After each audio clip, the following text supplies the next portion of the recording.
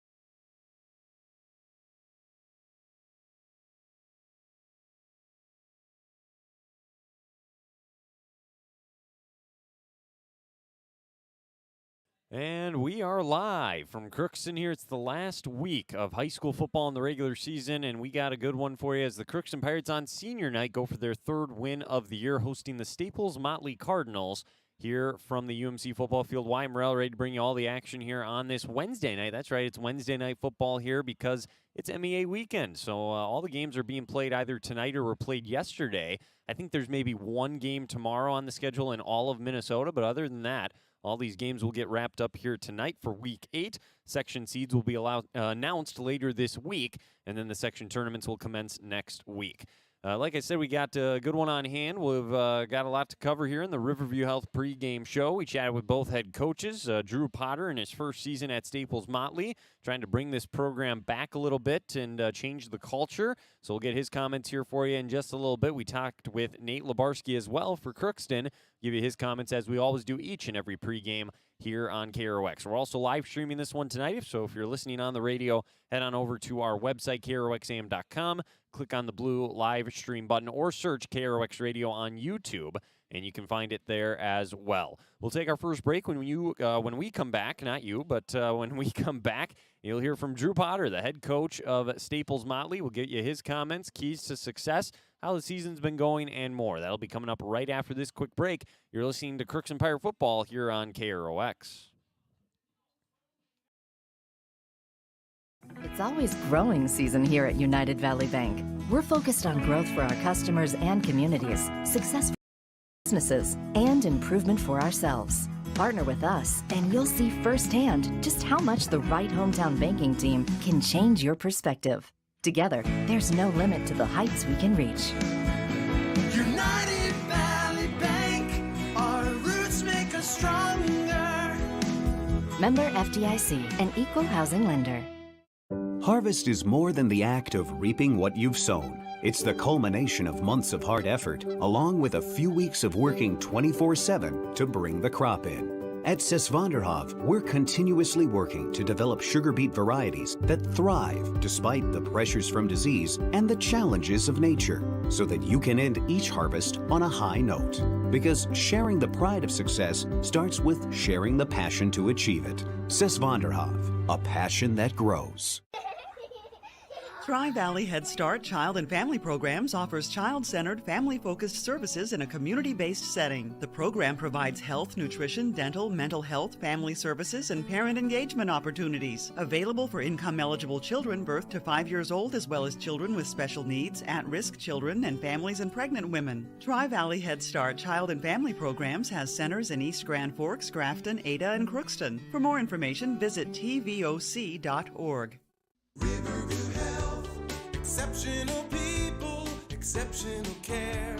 Riverview Health is pleased to welcome Dr. Vanita Parikh to their team. Dr. Parikh is an experienced interventional pain management physician specializing in effective treatment options to increase functionality and comfort for daily living. For appointments, call Riverview Clinic at 218-281-9595. Dr. Parikh is seeing patients in both the Crookston and East Grand Forks clinics. Riverview Health. With the fall season right around the corner, Grove Mechanical in Crookston is ready to prepare you for winter. They suggest having your heating system serviced regularly to keep things running smoothly. A skilled technician will clean and service your heating equipment to ensure safe and efficient operation.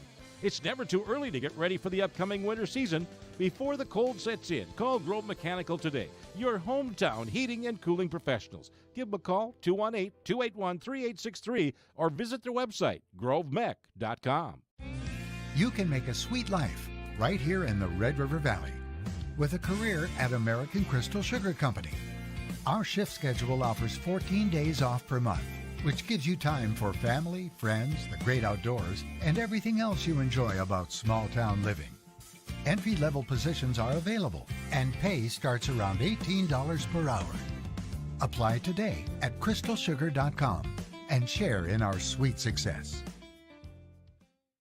Now joined with Staples-Motley head coach Drew Potter. And Coach, give me the rundown, I guess, on the season thus far with the strengths of this team, maybe some areas you want to see improvement on. It's the last week of the regular season, so overall, how would you say the season's gone for you? Well, I'd say that we've had a really successful season. This is my first year here, and we have an extremely young team, and we're very small as well. We have just 3 seniors and 6 juniors, and most of the teams we play have 10, 15, 20 of those kids, and so we end up starting 4 or 5 freshmen and 4 or 5 sophomores on both sides of the ball each game. And so we're very, very young and playing teams that are much older than us, but I feel like our guys have competed. I feel like they've had great attitudes. For the most part, the effort has been really solid. And so just kind of trying to keep their heads up, realizing just kind of what they're up against, and I think they've done a good job with that. Yeah, so it's easy for me and you, I feel like, to realize the big picture and see what's going on. For high school kids, maybe not the case sometimes. You mentioned they've done a good job of that, though. How important is that for you to make sure you keep kind of hitting that home with this group, saying there's a long ways to go here down the road. We're a young team, and we're building towards the future? Yeah, it's a tough balancing act with them, and and not trying to make excuses and not trying to, and then also trying to get them to compete, and so it's very tough, to we owe it to this year's seniors that that we focus on this season, and but also the kids knowing, hey, there should be brighter days ahead as far as how we compete on the field. But we've been really clear and communicated, with them with where we're at, and really trying to get them to buy in. And I feel like the buy-in is there to the program, and I think they believe in what we are doing. And so, that's kind of how we've approached it, is just kind of being honest with them and the parents, and talking to them, and just trying to keep a positive attitude, but also, developing that desire to be great. And I think we'll get there, but that's, how we've approached it. All right, switching over now to tonight's matchup against Crookston. What do we need to look for on the offensive side of the ball? You got a couple playmakers. Is it a balanced attack? What can we expect? Well, we have a real balanced attack. I would say that, once again, most of our backs and our freshmen, sophomores. We start a freshman quarterback, a freshman tailback, 2 sophomores at wing, And so we really split up our carries quite a bit between them and throw the ball to a variety of those guys. So I think we're pretty balanced as far as that goes, and our line pass protection has been a strength for us. And, we started a freshman lineman as well and a sophomore. Sophomores on the line. So, that has, like I said, I think we're pretty balanced. We move the ball around quite a bit to our playmakers. And so even some of our subs get in and get them the ball. So that's what I think you'll see. In a game like this tonight against Crookston, I'm going to assume that this is one of, if not the farthest, you've had to travel for a road game this year. So how important do you think it is to try and make sure you get off to a quick start? You don't have any kind of a lull right away since you are traveling a long distance? Yeah, this will be interesting. Once again, none of our current sophomores even traveled with the varsity last year. And so this is by far the most football they've ever played. And so this point in the season, and then obviously with the long road trip, they're still trying to kind of figure all of this out. But, I think it's important that, like I said, we move the ball our first couple drives. We're able to get some stops and big plays in the backfield, to get things going and to have their confidence that they can compete against these guys. And so I do think a quick start is going to be important for us and make sure that we don't have any jet lag or bus lag on the trip like this. And then, Coach, I'll just end it with this. Give me one thing that you're looking forward to seeing on the offensive side of the ball tonight, and then one thing you want to see on the defensive side of the ball as well. Well, offensively, we're looking at, taking care of the football, not having stupid penalties, and then executing our offense. And so we run quite a bit of misdirection. We do some play action pass, some regular pass. And so, really trying to find out exactly where we feel like their weaknesses are in their defense and kind of attacking those areas. And so I'm looking forward to kind of seeing how well we can execute from snap to whistle on offense. And then defensively, being aggressive with these guys and, seeing how we match up against a very good fullback and a very good tailback for Crookston. And so, they have a big line that moves people, and they have two very, talented backs that are hard to bring down. And so I'm looking forward to seeing if our guys can execute the defensive game plan and, stop these backs before they get going. Hey, we appreciate your time, Coach. Best of luck tonight. I appreciate it. Thank you. That is the head coach of the Staples-Motley Cardinals joining us here in the pregame show, Drew Potter. We appreciate his time. We'll take another break. When we come back, you'll hear from the Pirates head coach Nate Labarski as we gear you up and get you ready for kickoff on senior night from Crookston. You're listening to Crookston Pirate Football on KROX. Shopping for groceries is easier than ever with Hugo's Family Marketplace. To simplify life, Hugo's offers convenient online shopping with delivery or curbside pickup at GoHugos.com. Even better, shop on the go with the Hugo's Family Marketplace smartphone app. Download e-coupons, recipes, grocery lists, weekly ads, and place your grocery order right from your phone. Save time and save big with Hugo's Family Marketplace, your hometown grocer since 1939. You're gonna find more low prices, more great stuff when you go to Hugo's. At Crookston High School, we really have a lot going on. There isn't that much going on. Oh yeah? We have softball, baseball, track and field, soccer, swimming, tennis, golf, volleyball, trap shooting, hockey, basketball, wrestling. So we have a lot of sports. And there is orchestra, band, choir, visual arts, speech, theater, Leo Club. And Crookston is one of the highest academic schools in the region. Really? Yeah, really, especially in math and science. I guess we do have a lot going on. Yeah, and that's why Crookston High School is my education destination. Welcome to Andy Ullman State Farm. We're located on 423 North Broadway, next to Holiday in Crookston, Minnesota. Third generation agent with State Farm. We've got a team here with over 75 years of experience, 6 of us fully licensed, here to serve you. We know insurance is about a promise, and we're here from the beginning to throughout the whole process to deliver on that promise. Nobody likes to wait on hold, and neither do we. Give our office a call where a cheerful voice is ready to help you right away. Call 218-281-3643. The Crookston Eye Clinic is your hometown eye clinic. Whether you have cataracts, glaucoma, macular degeneration, or perfect vision, it is important to have your eyes evaluated to keep them healthy. The Crookston Eye Clinic is open Monday through Friday from 8:30 a.m. to 5 p.m., but on Thursdays they open at 9:15 a.m. They also have a second location in Foston to offer you even more appointment options. If you've been wanting to try contact lenses or looking for a new pair of glasses, the doctors at Crookston Eye Clinic are available to see you. Drs. Forget, Smith, and Jananetta are all accepting new patients. Call 218-281-2020 for the Crookston and Foston Eye Clinic, the best care in sight.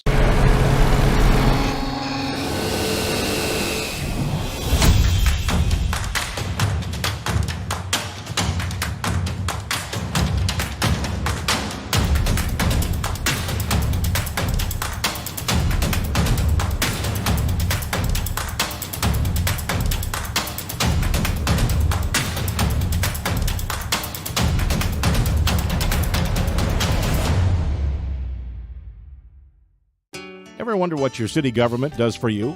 They provide police and fire protection, emergency and disaster preparation, building code and zoning enforcement, street repair, cleaning and snow plowing, curbside garbage and recycling collection, plus spring and fall cleanup weeks.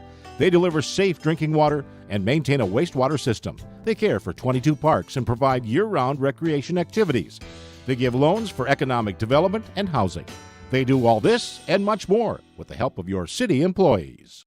We welcome you back inside the Riverview Health pregame show. Now joining the Crookston head coach Nate Labarski. And coach, last week of the season, MEA weekend, so it's that weird Wednesday game as usual. Seems like this is an important game for your group to try and get a win, get some momentum back going into the section tournament. Would you agree? Yeah, absolutely. I think that's spot on. We need to come out and be able to play well for 4 quarters, and if nothing else, prove it to ourselves that we can do that. I think we've competed hard, all the way up until the last half of last game in Pillager, but going in with some momentum into the tournament is actually what we're looking for. Yeah. Another opportunity to get back on your home field, senior night, so that's obviously a big night. Do you think that'll maybe help the guys? I ask every coach that. For me, at least, I remember it being a big deal. Do you feel like it's still a big deal today? Yeah, I believe so. And we have, we'll have 11 seniors introduced and tonight, and we just talked about at the end of our walkthrough practice last night, and it kind of hits home, obviously, with the seniors that it's their last regular season game at home, but it also kind of awakens our young guys too, is that, the magnitude of the last that are starting to happen for the seniors. What do you think you need to do better tonight that maybe you haven't the last couple of weeks? Because you've been in both games, and it's maybe just a couple of things that are the difference between a win and a loss. I think that, when something happens to us, whether we give up a score or we're for sure in the third quarter. The third quarter has been a bugger for us this year, is to come out and play well, sustain drives. And I think part of the way you sustain drives is you have to be able to throw it and run it. And we may need to be able to throw it on first down. We may need to be able to run it on third down and kind of mix up those things. Because going into the playoffs and going into the tournament, you know what you're going to get is probably 8 or 9 guys in the box, which we've seen multiple weeks. And we need to be able to throw the football.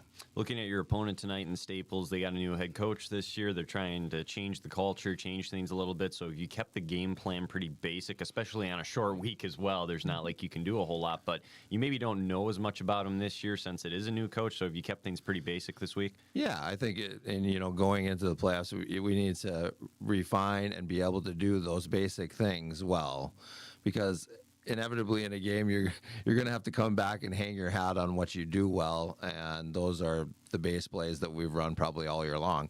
So that's certainly something that we need to do well in this game. Probably change a lot, like you say, in the short span, but you do those things well that you've been working on all year. Now, we never talked about this in the post-game show, so I'll just ask you about it now from last week. And this has been a theme kind of this season. There's been some penalties against you maybe that you'd like to have back. So how important is it for the guys to play discipline? And I don't think it's all on them necessarily. There were a few that I thought were a little bit questionable in that Pillager game. I wasn't really sure what was going on. But have you been preaching discipline? Because that is certainly an area where if you clean that up, and don't stop yourselves, it seems like teams have a tough time stopping you. Yeah, we didn't do a very good job in that last week. We had way too many undisciplined penalties. I can live, and the coaching staff can live with an aggressive penalty that maybe becomes unsportsmanlike just because of the nature of it. I think we talked about Carter's and not knowing the kid is down and he's looking to get a sack. That's an aggressive play, and there was no whistle there. So we can't fault our player on that. It's the ones that are happening after the play that have absolutely nothing to do with the play. Save it for the next play. I mean, literally, you don't have to go after the whistle. We're going to play another play aggressively on that play, and get rid of those penalties that are undisciplined. The offensive side of the ball, you mentioned you want to try and get a pass game going, so should we expect maybe a few more opportunities in that department tonight, or is it one of those things you're just going to leave me hanging and say, hey, you'll have to wait and see? I think we would really like to have a few more opportunities, and we'll see how the game flow goes too, but it is getting prepped for the playoffs, and if the game is going a certain way, we may opt to throw it a few more times on a series than not. So we're looking for that, and how we're going to roll into the playoffs with that part of our game. And as always, wrap it up with one key on offense, one key on defense tonight. I think defense, last week, I thought we played well in the first half. The second half, we did not. We weren't always assignment sharp, and I think that's key for us to put 4 quarters of assignment sharp football. They're going to try to throw it around some today, so we're going to have more assignments on the back end of our defense too. So we have to be assignment sharp on defense, and on offense, kind of similarly. But we need to be able to throw the football successfully. It doesn't have to be far downfield, but we need to be able to complete some passes. We appreciate the time. Best of luck, Coach. All right, thanks, Wyatt. That is head coach of the Crookston Pirates, Nate Labarski, joining us here on the pregame show as always. We'll take another break. When we come back, we'll have a draft scoreboard update and get you ready for that kickoff between the Pirates and the Cardinals. You're listening to Crookston Pirate Football on KROX. For all of your automotive service needs, call Christian Brothers Ford here in Crookston. We have a service team to handle all of your vehicle's needs. Does your vehicle pull to the right or left? Call and schedule an alignment today. Proper alignment saves gas and wear on your tires. We're here to take care of your vehicle repairs and maintenance. Call Christopher or Jersey in the service department at 281-1338. Make an appointment today with the service department at Christian Brothers Ford of Crookston, where we make it easy. Crookston Valley Cooperative would like to thank area growers for their patronage this year and wish you all a safe and prosperous harvest. Since 1979, Crookston Valley Cooperative has been your full-service local agronomy dealer, delivering on the products and service that you've come to expect. For all your fall fertilizer needs, stop by or call Sean at 281-1178. Crookston Valley Cooperative, here to keep you growing. This is my farm. Don't come out here and tell me what I need. I need solutions that work and market options that are worth my time. Small town support that sees the bigger picture. A global network that empowers us. A co-op that's there for us every day. This is Judy Hulst, Administrator at Villa St. Vincent in the Summit Apartments. Over the years, we have seized the opportunity to make changes and improve the services we offer. Healthcare has taken on a very distinct evolution, focusing on post-acute short stay and return to home. It is our privilege to continue to serve our community with a continuum of care ranging from assisted living, memory care, post-acute short stay, and extended care. We are so grateful for the support of Crookston and the surrounding communities. In this season of reflection, please know how very proud Villa St. Vincent and the Summit Apartments are to serve our community. From early morning to the last thing before bed, light powers your day. And every time you turn on a light, it's a chance to save. Choose LED bulbs. You'll use 75% less energy, and because they last so long, you may never have to change them again. Whether it's bright light for the bathroom or a soft, warm touch in the family room, LEDs do it all. See how Otter Tail Power Company can help you save at otpco.com/LED. LED lighting, the smart way to light your life. society, winning has come to mean everything. If winning comes at the expense of good sportsmanship, everyone loses. Nothing is gained in the long run. Good sportsmanship is the result of a disciplined effort to respect yourself, your opponents, and contest officials. Remember, good sports are winners no matter the score. This reminder is brought to you by the Minnesota State High School League.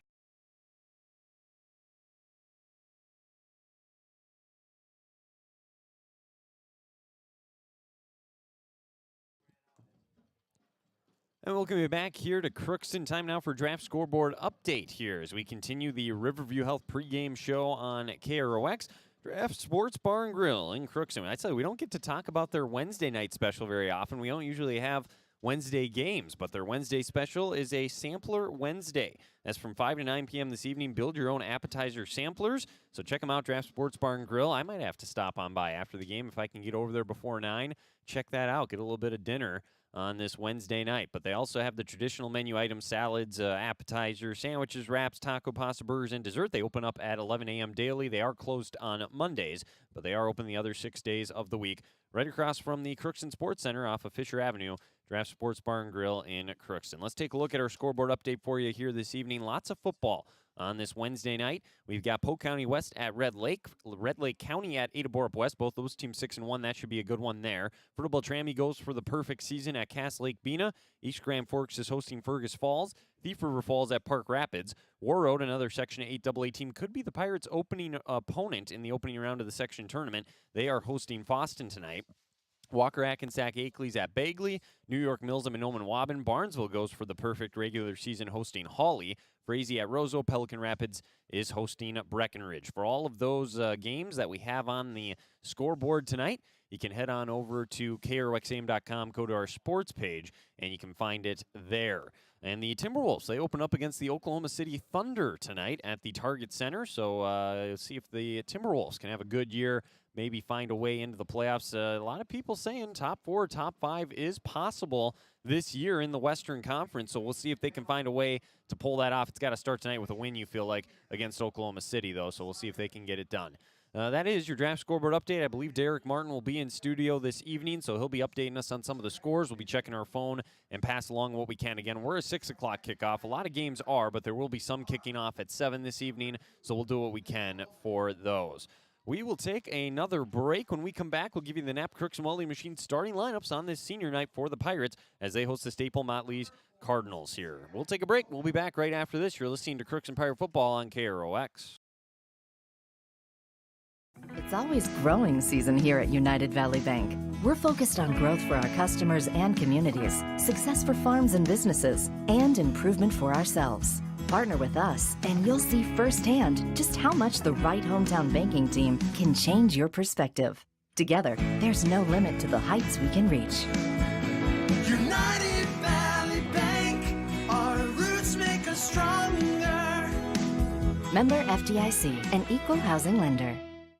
Harvest is more than the act of reaping what you've sown. It's the culmination of months of hard effort, along with a few weeks of working 24/7 to bring the crop in. At Sesvanderhof, we're continuously working to develop sugar beet varieties that thrive despite the pressures from disease and the challenges of nature, so that you can end each harvest on a high note. Because sharing the pride of success starts with sharing the passion to achieve it. Sesvanderhof, a passion that grows. Tri-Valley Head Start Child and Family Programs offers child-centered, family-focused services in a community-based setting. The program provides health, nutrition, dental, mental health, family services, and parent engagement opportunities. Available for income-eligible children birth to 5 years old, as well as children with special needs, at-risk children, and families and pregnant women. Tri-Valley Head Start Child and Family Programs has centers in East Grand Forks, Grafton, Ada, and Crookston. For more information, visit tvoc.org. Exceptional people, exceptional care. Riverview Health is pleased to welcome Dr. Vanita Parikh to their team. Dr. Parikh is an experienced interventional pain management physician specializing in effective treatment options to increase functionality and comfort for daily living. For appointments, call Riverview Clinic at 218-281-9595. Dr. Parikh is seeing patients in both the Crookston and East Grand Forks clinics. Riverview Health. With the fall season right around the corner, Grove Mechanical in Crookston is ready to prepare you for winter. They suggest having your heating system serviced regularly to keep things running smoothly. A skilled technician will clean and service your heating equipment to ensure safe and efficient operation. It's never too early to get ready for the upcoming winter season. Before the cold sets in, call Grove Mechanical today, your hometown heating and cooling professionals. Give them a call, 218-281-3863, or visit their website, grovemech.com. You can make a sweet life right here in the Red River Valley with a career at American Crystal Sugar Company. Our shift schedule offers 14 days off per month, which gives you time for family, friends, the great outdoors, and everything else you enjoy about small-town living. Entry-level positions are available, and pay starts around $18 per hour. Apply today at crystalsugar.com and share in our sweet success. And welcome back to Crookston on this Wednesday night. That's right, we got Wednesday night high school football here as Crookston hosts Staples-Motley. It's now time for the Napa Crookston Welding Machine starting lineups as we're getting ready about 8 minutes from the opening kick. Napa Crookston Welding Machine, stop on by for all your automotive needs. They have what you need. You can make sure your battery will start the first time every time. Buy a Legend battery from Napa Crookston Welding Machine. They handle all your Legend battery needs for your cars, trucks, recreational vehicles, snowmobiles, ATVs, and more. Let's take a look at our starting lineups. We'll start with the visitors today, the Staples-Motley Cardinals. When we talked with their coach, Drew Potter, in his first year, he mentioned lots of youth on this team, lots of freshmen, lots of sophomores in this starting lineup. We will go in with the offense first. The quarterback is a freshman, Eli Rutten. The running backs are a sophomore, Elijah Blue, and sophomore, Benjamin Tyrell. The wide receivers, actually the fullback first is Colby Tappy. He's also a freshman. He wears number 25. The wide receivers are number 2, Hayden Regner. He's a senior. And number 3, Bennett Robinson. He's a sophomore. On the offensive line, the center is Elijah Clausen. He's a sophomore, wears 65. On the right side, the right tackle is number 63, a sophomore, Jacob Becker. And the right guard is Andrew Salcido. He is a junior, wearing number 76. On the left side of the line, left tackle, number 64, Stephen Petrich. He's a sophomore.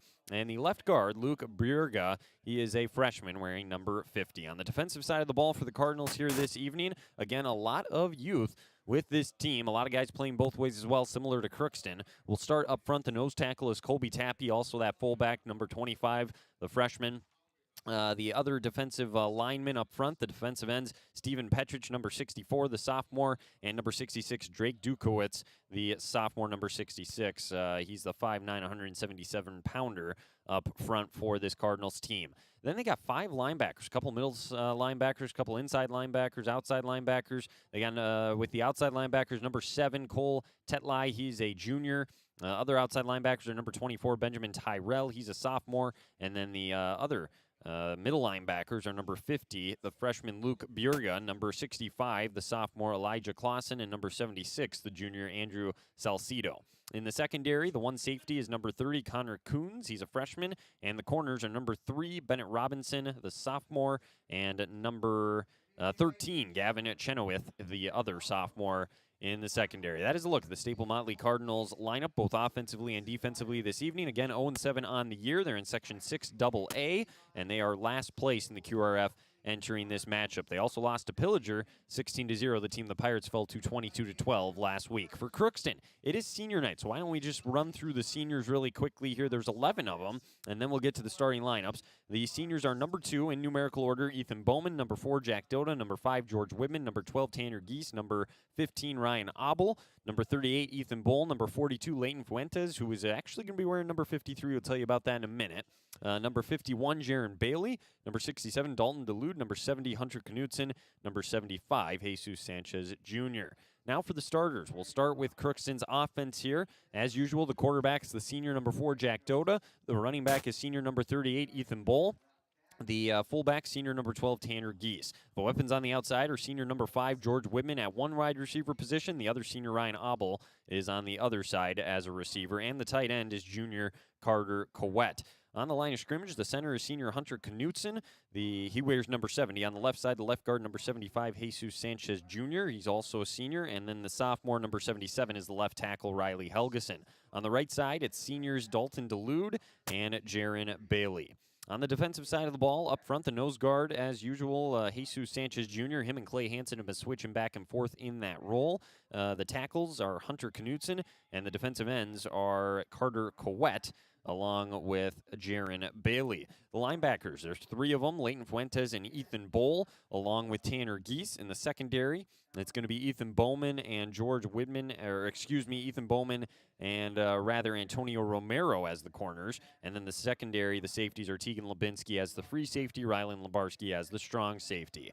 That is a look at your starting lineup for the Pirates here this evening. We'll take another break. When we come back, we will have the opening kickoff between the Pirates and the Cardinals here. Week 8 of the high school season as we get you ready for section tournament time next week. This has been the Riverview pregame show. You're listening to Crookston Pirate Football on KROX. Kickoff is next. Shopping for groceries is easier than ever with Hugo's Family Marketplace. To simplify life, Hugo's offers convenient online shopping with delivery or curbside pickup at gohugos.com. Even better, shop on the go with the Hugo's Family Marketplace smartphone app. Download e-coupons, recipes, grocery lists, weekly ads, and place your grocery order right from your phone. Save time and save big with Hugo's Family Marketplace, your hometown grocer since 1939. You're gonna find more low prices, more great stuff when you go to Hugo's. At Crookston High School, we really have a lot going on. There isn't that much going on. Oh yeah? We have softball, baseball, track and field, soccer, swimming, tennis, golf, volleyball, crap shooting, hockey, basketball, wrestling. So we have a lot of sports. and there is orchestra, Band, choir, visual arts, Speech, theater, Leo Club. And Crookston is one of the highest academic schools in the region. Really? Yeah, really, especially in math and science. I guess we do have a lot of going on. Yeah, and that's why Crookston High School is My education destination. Welcome to Andy Oman State Farm. We're located on 423 North Broadway, next to Holiday in Crookston, Minnesota. Third generation agent with State Farm. We've got a team here with over 75 years of experience, 6 of us fully licensed, here to serve you. We know insurance is about a promise, and we're here from the beginning to throughout the whole process to deliver on that promise. Nobody likes to wait on hold, and neither do we. Give our office a call where a cheerful voice is ready to help you right away. Call 218-281-3643. The Crookston Eye Clinic is your hometown eye clinic. Whether you have cataracts, glaucoma, macular degeneration, or perfect vision, it is important to have your eyes evaluated to keep them healthy. The Crookston Eye Clinic is open Monday through Friday from 8:30 a.m. to 5 p.m., but on Thursdays they open at 9:15 a.m. They also have a second location in Boston to offer you even more appointment options. If you've been wanting to try contact lenses or looking for a new pair of glasses, the doctors at Crookston Eye Clinic are available to see you. Doctors Forget Smith and Jananetta are all accepting new patients. Call 218-281-2020 for the Crookston and Boston Eye Clinic, the best care in sight.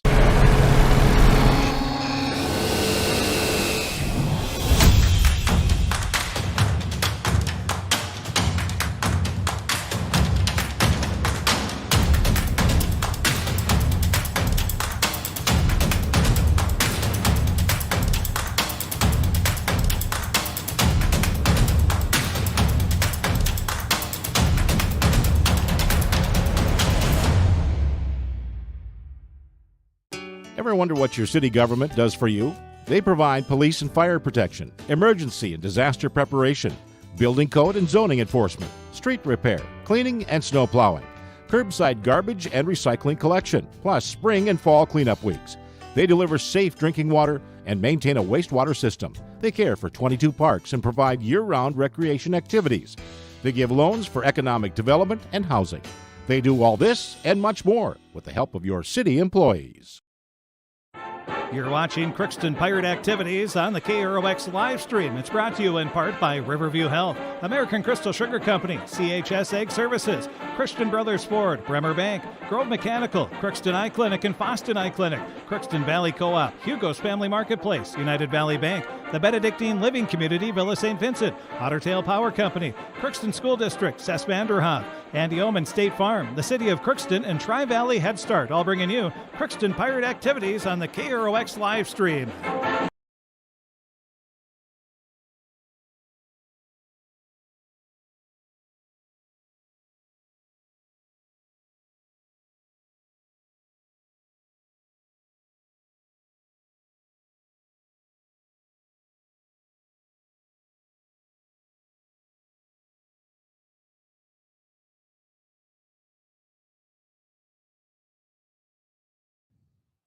And we are back here in Crookston. The national anthem has been sung. The lineups have been announced, and here we go. Opening kickoff just moments away. Wyatt Morrell alongside me. Blake Fee running the camera here this evening. Tom Lezon writing the story, providing updates for our website viewers. And not Chris Fee on the sidelines, but rather Bo Melby. And we'll get Bo in right now. Bo, give us some of your wisdom before the opening kickoff. Wisdom. I don't know about that. You put me on the spot, but I will say, though, it's going to be down here as our boss, Chris Fee, is a time zone away in New York City at the Marconi Awards. So hopefully we'll have some maybe good news to share with the broadcast if he lets us know if we win. That'd be pretty neat, huh? Fingers crossed. We're one of 5 finalists for the small market of the year here in the U.S. So I like those odds. Hey, 20%. So there you go. Staples-Motley's going to kick off from right to left. The Pirates will receive first. It is Ethan Bowman and Ethan Bull back to receive the kick. It's Elijah Blue has the ball teed up here, or rather, number 8, Peyton Mithen, the sophomore, with the ball teed up at his own 40. They've got their road white jerseys, red pants, white stripes on the jerseys, red helmets, red letters, white trim. And they'll kick one away. Here we go. As they run up, they get it into the middle of the field here at the 30, across the 35, cutting back near the 40. Tanner Geese up to the 40. And the Pirates with decent field position with 11:54 to go in the first. They'll send their offense onto the field. One thing for Crookston to note as they enter this game here, turnovers have been an issue all year, and they will try to correct that a little bit today. It sounds like for Staples-Motley, when we talked with their coach, Drew Potter, that's kind of a similar message to his squad. Turnovers, and with a young team, you can kind of expect that, and both teams want to play a clean game as far as penalties go as well this evening, so something to keep an eye on early on here in this one. This first play of the game, all seniors out there for Crookston. They have 11 of them, and they're all lined up for this opening play. It's Jack Doda under center as usual. He'll take the snap. They'll give it to Ethan Bull left side. Huge hole, 45-50, cuts to the outside. He might be gone down the sideline. 45-40, 35-30, breaks his tackle at the 20, and eventually pushed out of bounds there. And a huge run right away for the senior, Ethan Bull. Well, I know in games past, the first play of the drive has been a little bit of issues for Crookston. They've sometimes spun the wheels, but that's a good way to start the game.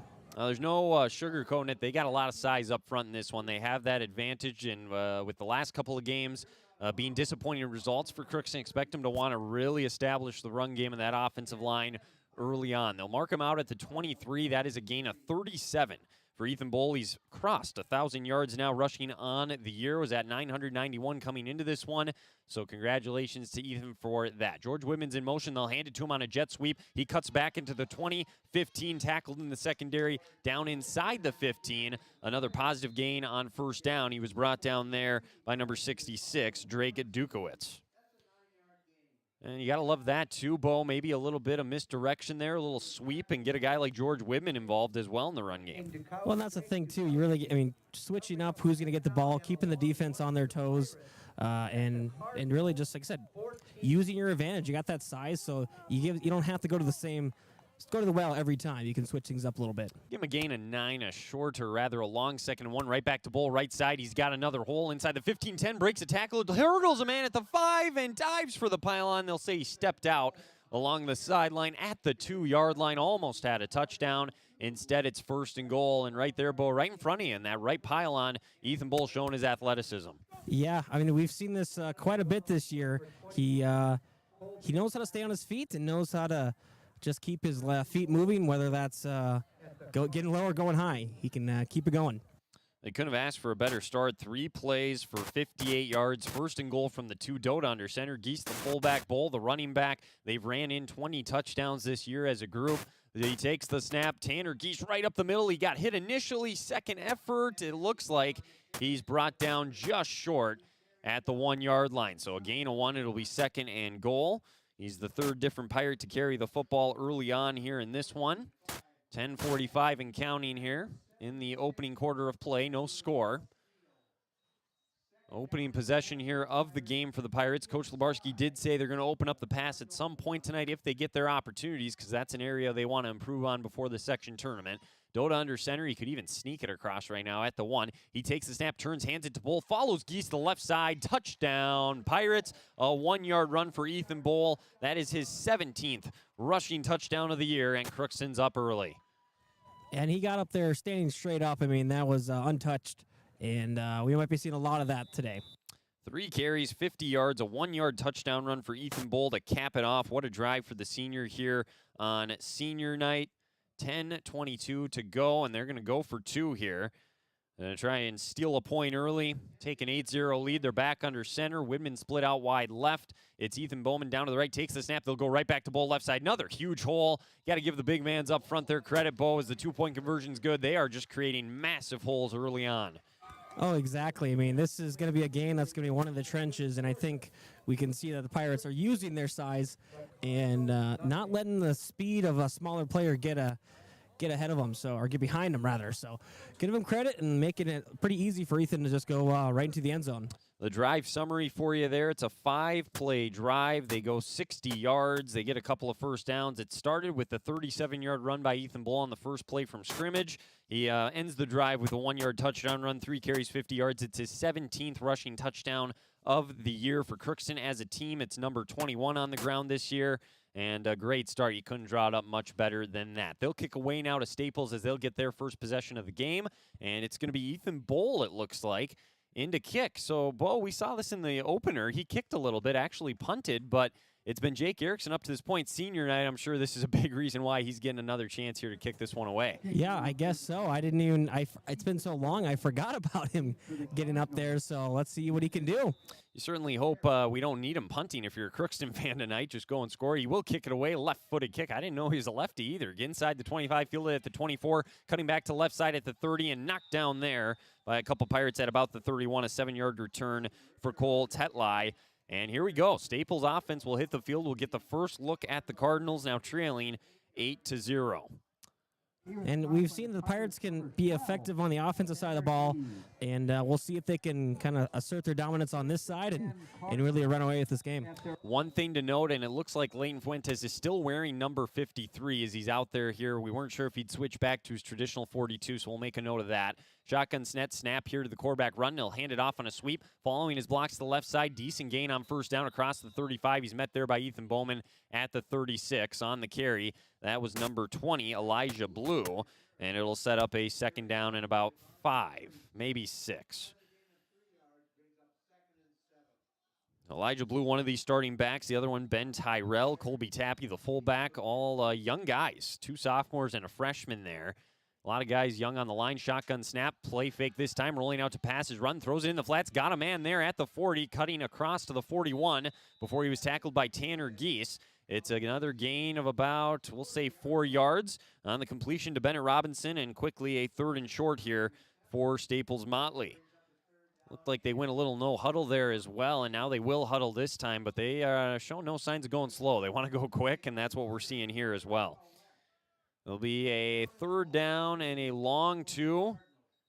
And man in motion, they fake the snap. They'll reset now. You got 2 wide receivers to the right. Down below us here to the left is Hayden Reichner, the lone receiver. Snap. They'll try and get it on the ground. Ball is out. Loose ball. The Pirates knock it back to the 35, and Rutten will fall on it there. It turns out to hurt them, though. They're not going to get the first down. Carter Coet missed the tackle, but he knocked the ball loose. And then it looked like it was a great chance there, I believe, for Ethan Bowman to fall on it, and just couldn't quite, so it'll be 4th and 9.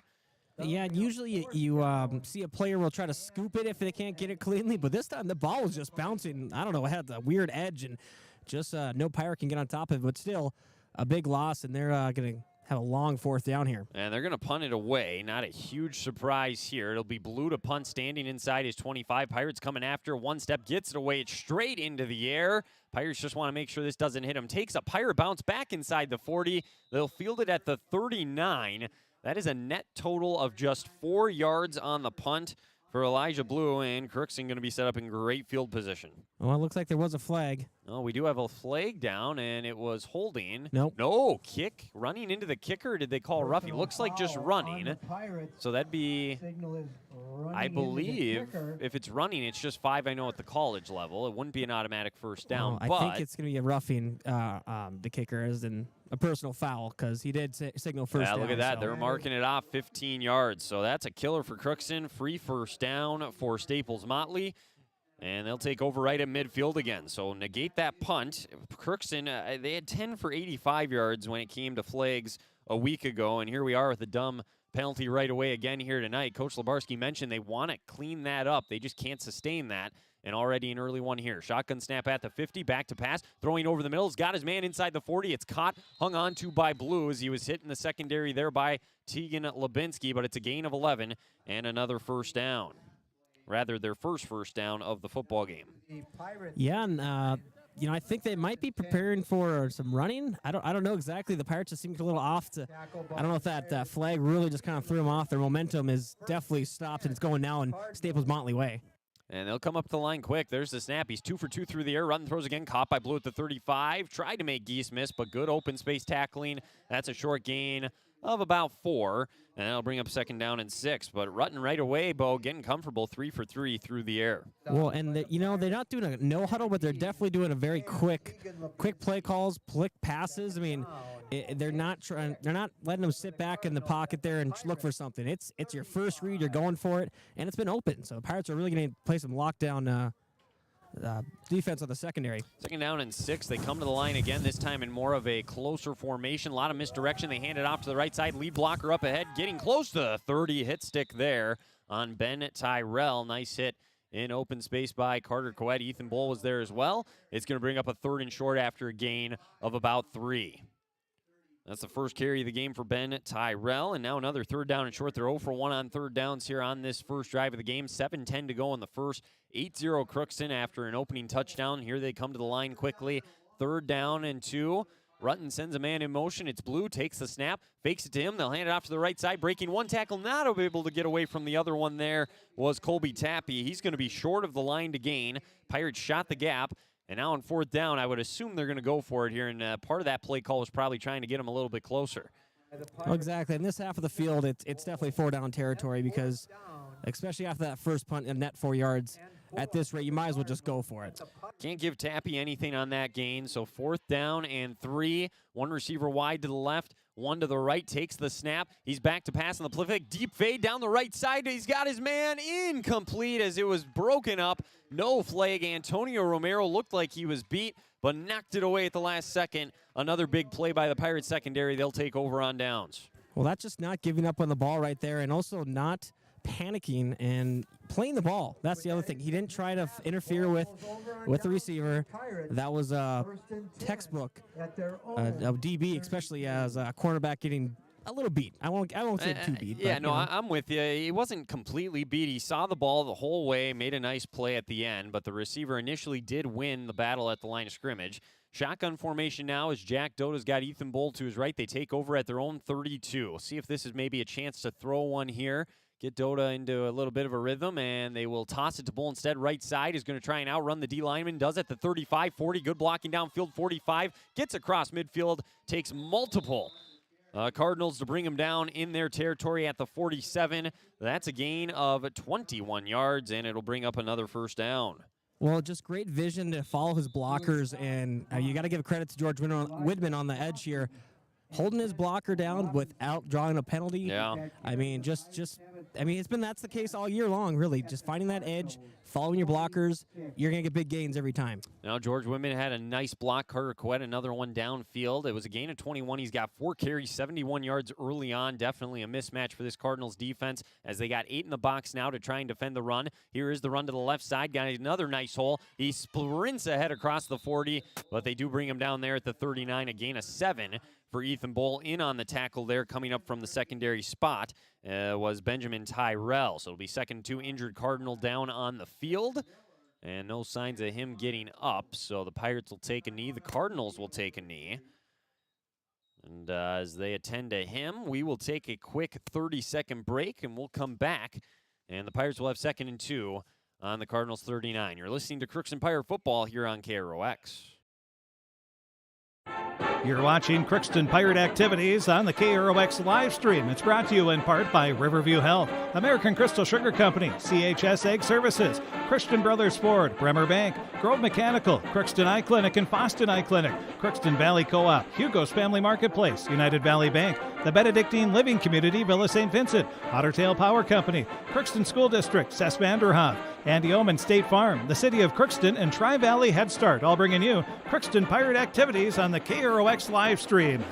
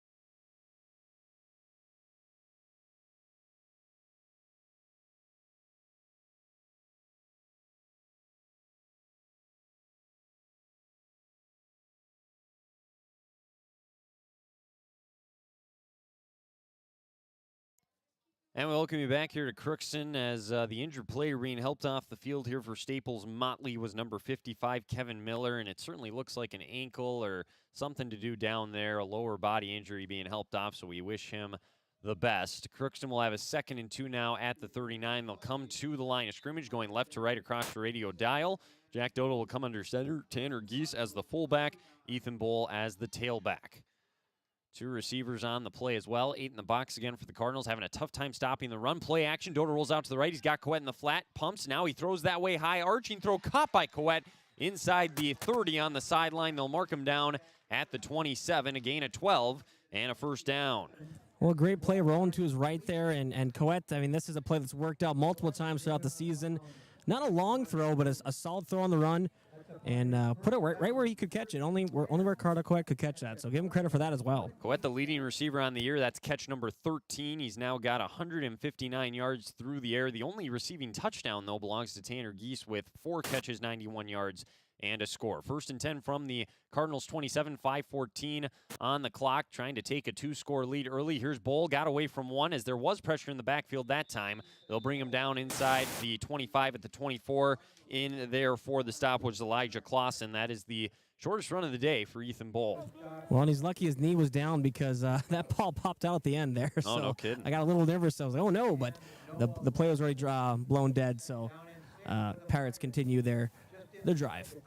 And another nice drive as well. It started with the defense getting the turnover on downs, and now with their 2nd possession of the game, trying to make it 2 touchdown scores here in this opening quarter. Doda under center, Obel to the right, Widman to the left. He's got his normal guys in the backfield. Coet offset left as a tight end. Play fake, roll out to the left. Pressure in the backfield. He spins back to the right. Now under pressure, ball is out. That's a fumble, and the Cardinals are going to take over on downs. That was Ben Tyrell with the sack.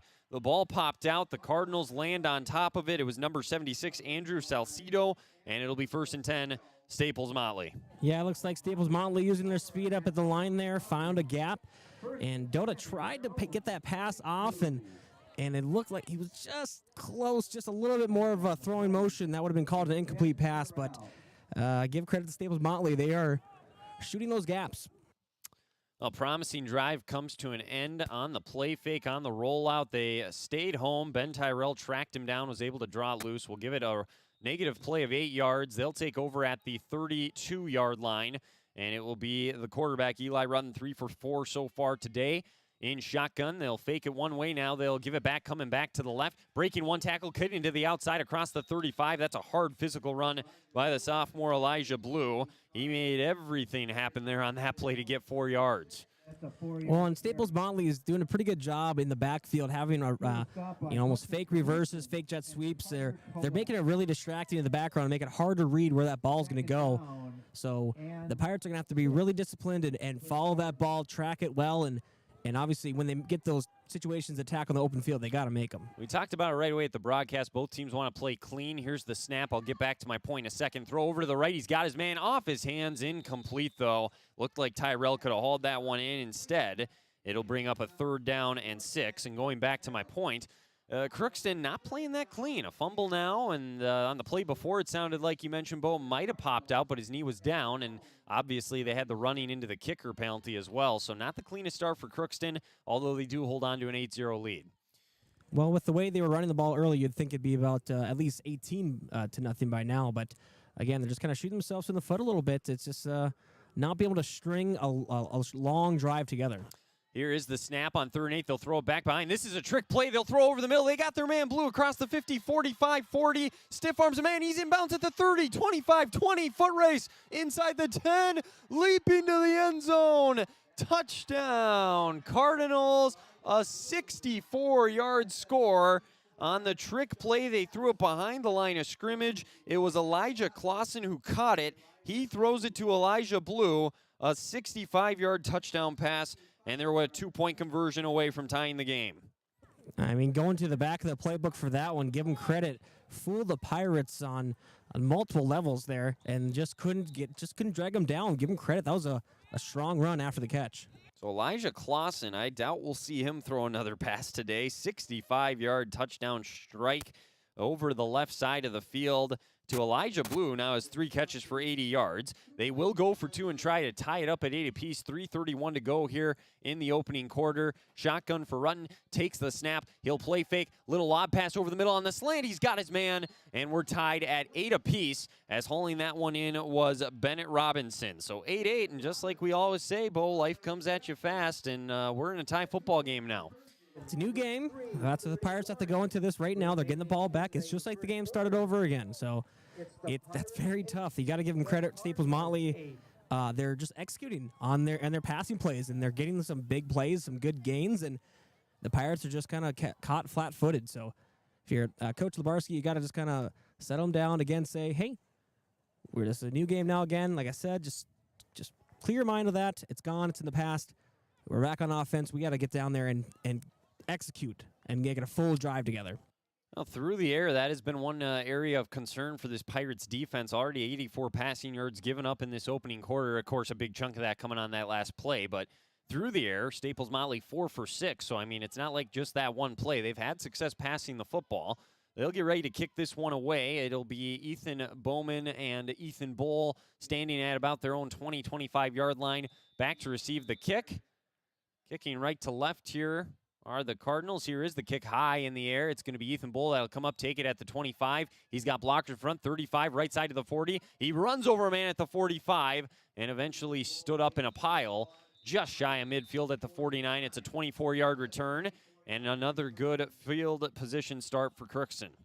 Oh, excellent field position as Ethan Bull got into the scrum there and just pretty much ran over a kid. So hopefully that kid is okay. That was a big hit. I couldn't see the number there, but the size advantage is what Crookston really needs to take advantage of. He didn't pretty much run over the kid. I mean, he did. He flattened. That's true. I mean, we're not want to step around it. So hopefully maybe that'll set up for a big physical drive right here. Well, he is in the backfield. We'll see if they go to him right away. Dota under center coming off of the fumble. 3:22 to go in the first 8-8 ball game. He'll toss it out to the left. Tanner Geese leading the way. He's got a whole 50. He's going to get to the edge at the 45. Nice block by Women. Downfield again. Here he goes. Foot race. He's going all the way. 10-5 touchdown. Ethan Bull, a 50-yard touchdown run. And just like that, on one play, Crookston takes the lead back. And that's how you come back from giving up a big play. Get one your own and get that lead right back. That's huge right there. Great blocking by the Pirates. First play of the drive. He's gone over the century mark now in this football game. 126 yards on the ground on 7 carries. And he's got 2 touchdown scores. That one, 50 yards. 3:09 to go here. We'll see if they go for 2 again. It looks like they will. Bull still out there. We'll see if he gets the call once again. Staples-Motley, I mean, for the most part, that play wasn't necessarily defended that poorly. Bull's just faster than everybody else, and he showed it there with the breakaway speed. Hand off to Bull, left side, stiff arms a man, stays on his feet, refuses to go down, and he gets the 2-point run as well. So 16-8 Crookston, 2-point run by Bull. And, Bo, if people like points, they're in the right spot here on this Wednesday night, I guess. Yeah, I hope you hammered the over. This looks like it's going to be a shootout here, but I guess the Pirates don't really want a shootout. They just want to be the one scoring all the points, but take what you can get, and now they just really need to, have a good defensive stop here. I mean, after that big trick play they gave up, I mean, granted, you have the lead again, but you got to get back and play disciplined ball here and not fall for these tricks. Yeah, exactly. I mean, Staples-Motley, they have yet to win a game this year. You'd expect they're going to pull everything out of the playbook for this one and do what they can to move the ball down the field. So they get the early touchdown. This will be the 3rd time they possess the football. And this time it's going to be apparently can't tell if Lane Fuentes is going to take it. No, they're going to let Tegan Labinski take the kick. So he'll line it up at his own 40. Labinski takes a couple of steps back. He'll kick left to right. 3:09 to go in the opening quarter. A little bit of a longer quarter because of all the scoring. Labinski, hand in the air, runs up across the 35, sends it away, and whoa, it hit off the side of his foot. Almost worked like an onside kick. Staples-Motley gets it at the 48-yard line, as falling on top of that one was number 44, Riley Reese, and he absorbed a pretty good hit as well. He didn't try to do that, did he, Bo? From what I saw, I took a picture of that kickoff, and it did not look like it was intentional, but give Tanner Geese credit there. He stopped, made sure that ball wasn't going anywhere. So the mark him at the 45 kind of looked like Brucey from the longest yard with that kick at times. Great call out. Great call back there. Reference out. So at the 45, Here's the snap for Rutten. He'll throw over the middle. Caught at the 50 there by Blue. He goes to the right, tackled in the secondary there by Romero at the 48. It's a gain of 7. And Elijah Blue has already touched the ball 7 times, 4 receptions, 3 carries. Clearly, he's going to be a big part of the offense here this evening. Oh, obviously. And yeah, I wonder if Crookston was going to maybe try to start jamming these receivers off the line or something along the play a little closer, because these quick, short passes are they're going to rack up pretty quickly. Yeah, you're right. They're getting it out of Rutten's hand quickly. He'll just take it straight ahead. Wrong. This is Clausen, actually. They're trying to strip the ball from him, so he'll just keep moving ahead, 45-40, and he spun down there at the 39, a gain of 9 for Elijah Clausen. And the big guy, he has a touchdown pass, now a carry in this football game, gives them their 3rd first down of the evening. And as you mentioned, they tried to strip the ball, so he just kept on moving. I mean, with a player that big, you gotta just team up and get him down. I mean, stripping the ball, it could work. It'd be a big play, but 9 times out of 10, it's probably not. They got to get back to basics a little bit here, as this one is to the right side with Clausen again. Fights forward. Crookston stands him up after a gain of maybe 1 yard. So that'll bring up 2nd 9. Good play on first down for this Pirates defense. So Crookston here trying to have that bend but don't break mentality, something they did not have in the second half against Pillager last week, giving up the 22 points in that loss. At times, though, this year, this run defense has been one of this team's biggest strengths. There's no question about that. So see if they can come up, make this offense one-dimensional through the air, and then, like Bo mentioned, jam these receivers as they're quick to the line. Here's the snap. It's Clausen. He'll drop one off. That's going to be intercepted by the Pirates. It's a big man on the loose, and he's going to go all the way. It's Jaron Bailey with a 60-yard pick 6. He read the screen, jumped in front. And the Pirates with their first defensive score of the year here in Week 8. Hey, better late than never, right? Unbelievable. He just read that one all the way, Bo, and I don't know why Clausen decided to let that one go, but Jaron Bailey with the pick 6 on that play. Great play by the senior. I don't know if he was, if his vision was screened and didn't see Bailey there, obviously, because, yeah, he should not have let that ball go. Bailey was just waiting for it, and then to have just the whereabouts to just find open space and just beat everyone. That was a great play. You love to see that. On senior night, especially for the senior. We'll have to, if they get the win, talk to him after the game and see if that's his first touchdown that he can recall, because that was incredible. Well, 2-point try now. Ethan Bull back in there. Tanner Geese, they've given it to him both times, and he's just plowed his way forward. We'll see if they do it again. Dota takes the snap. They will give it to Bull. Right side this time, runs over, man, but nice tackle at the 1. He is stopped short, as rising up and making the play there was Connor Coons. So 22-8 will be the score, and the Cardinals will be getting the football back here. So 22-8, Crookston, the pick 6 by Jaron Bailey, 60 yards the other way.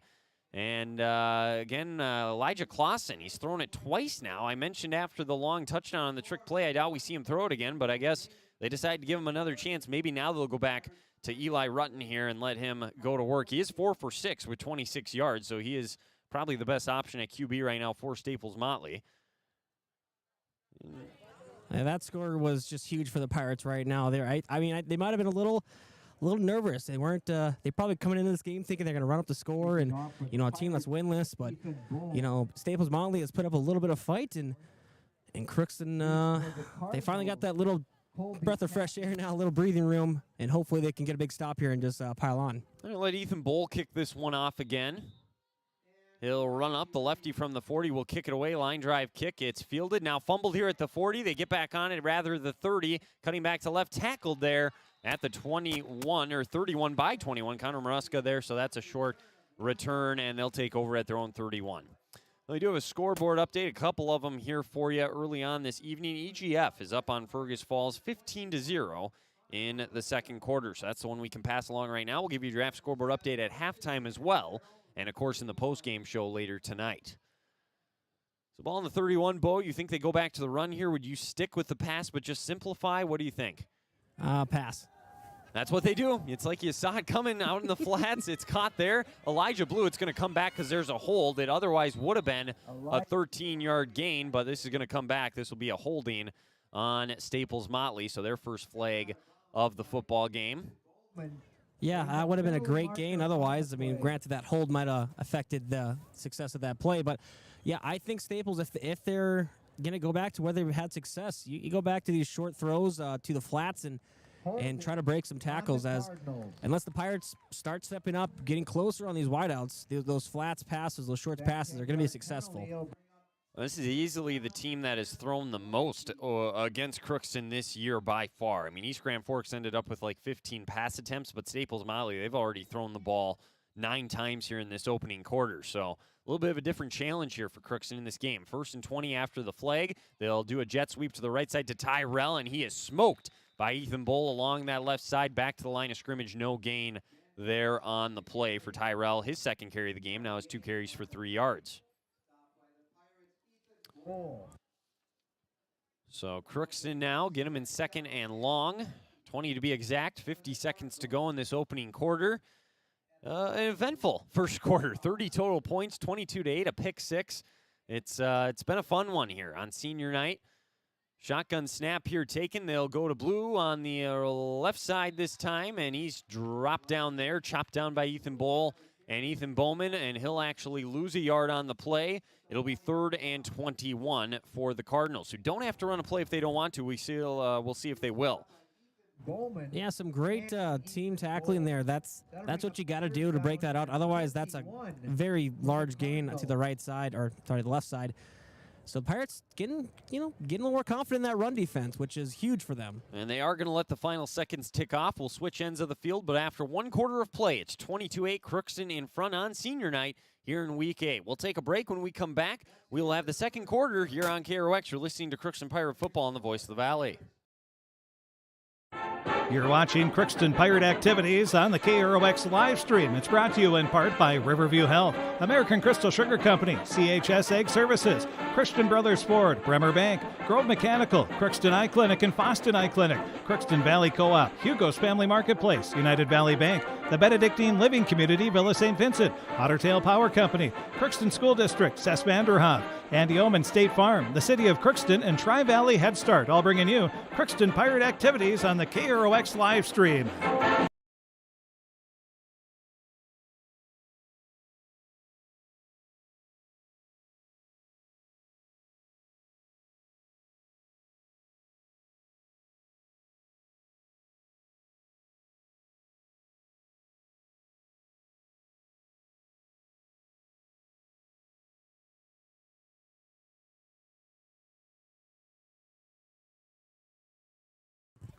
And we're back here in Crookston. They got 12 minutes back on the clock as we start the second quarter of play. 22-8, Crookston in front. It's a 3rd and 21 for Staples-Motley now. They'll go left to right, and we'll see what they decide to do here on this play.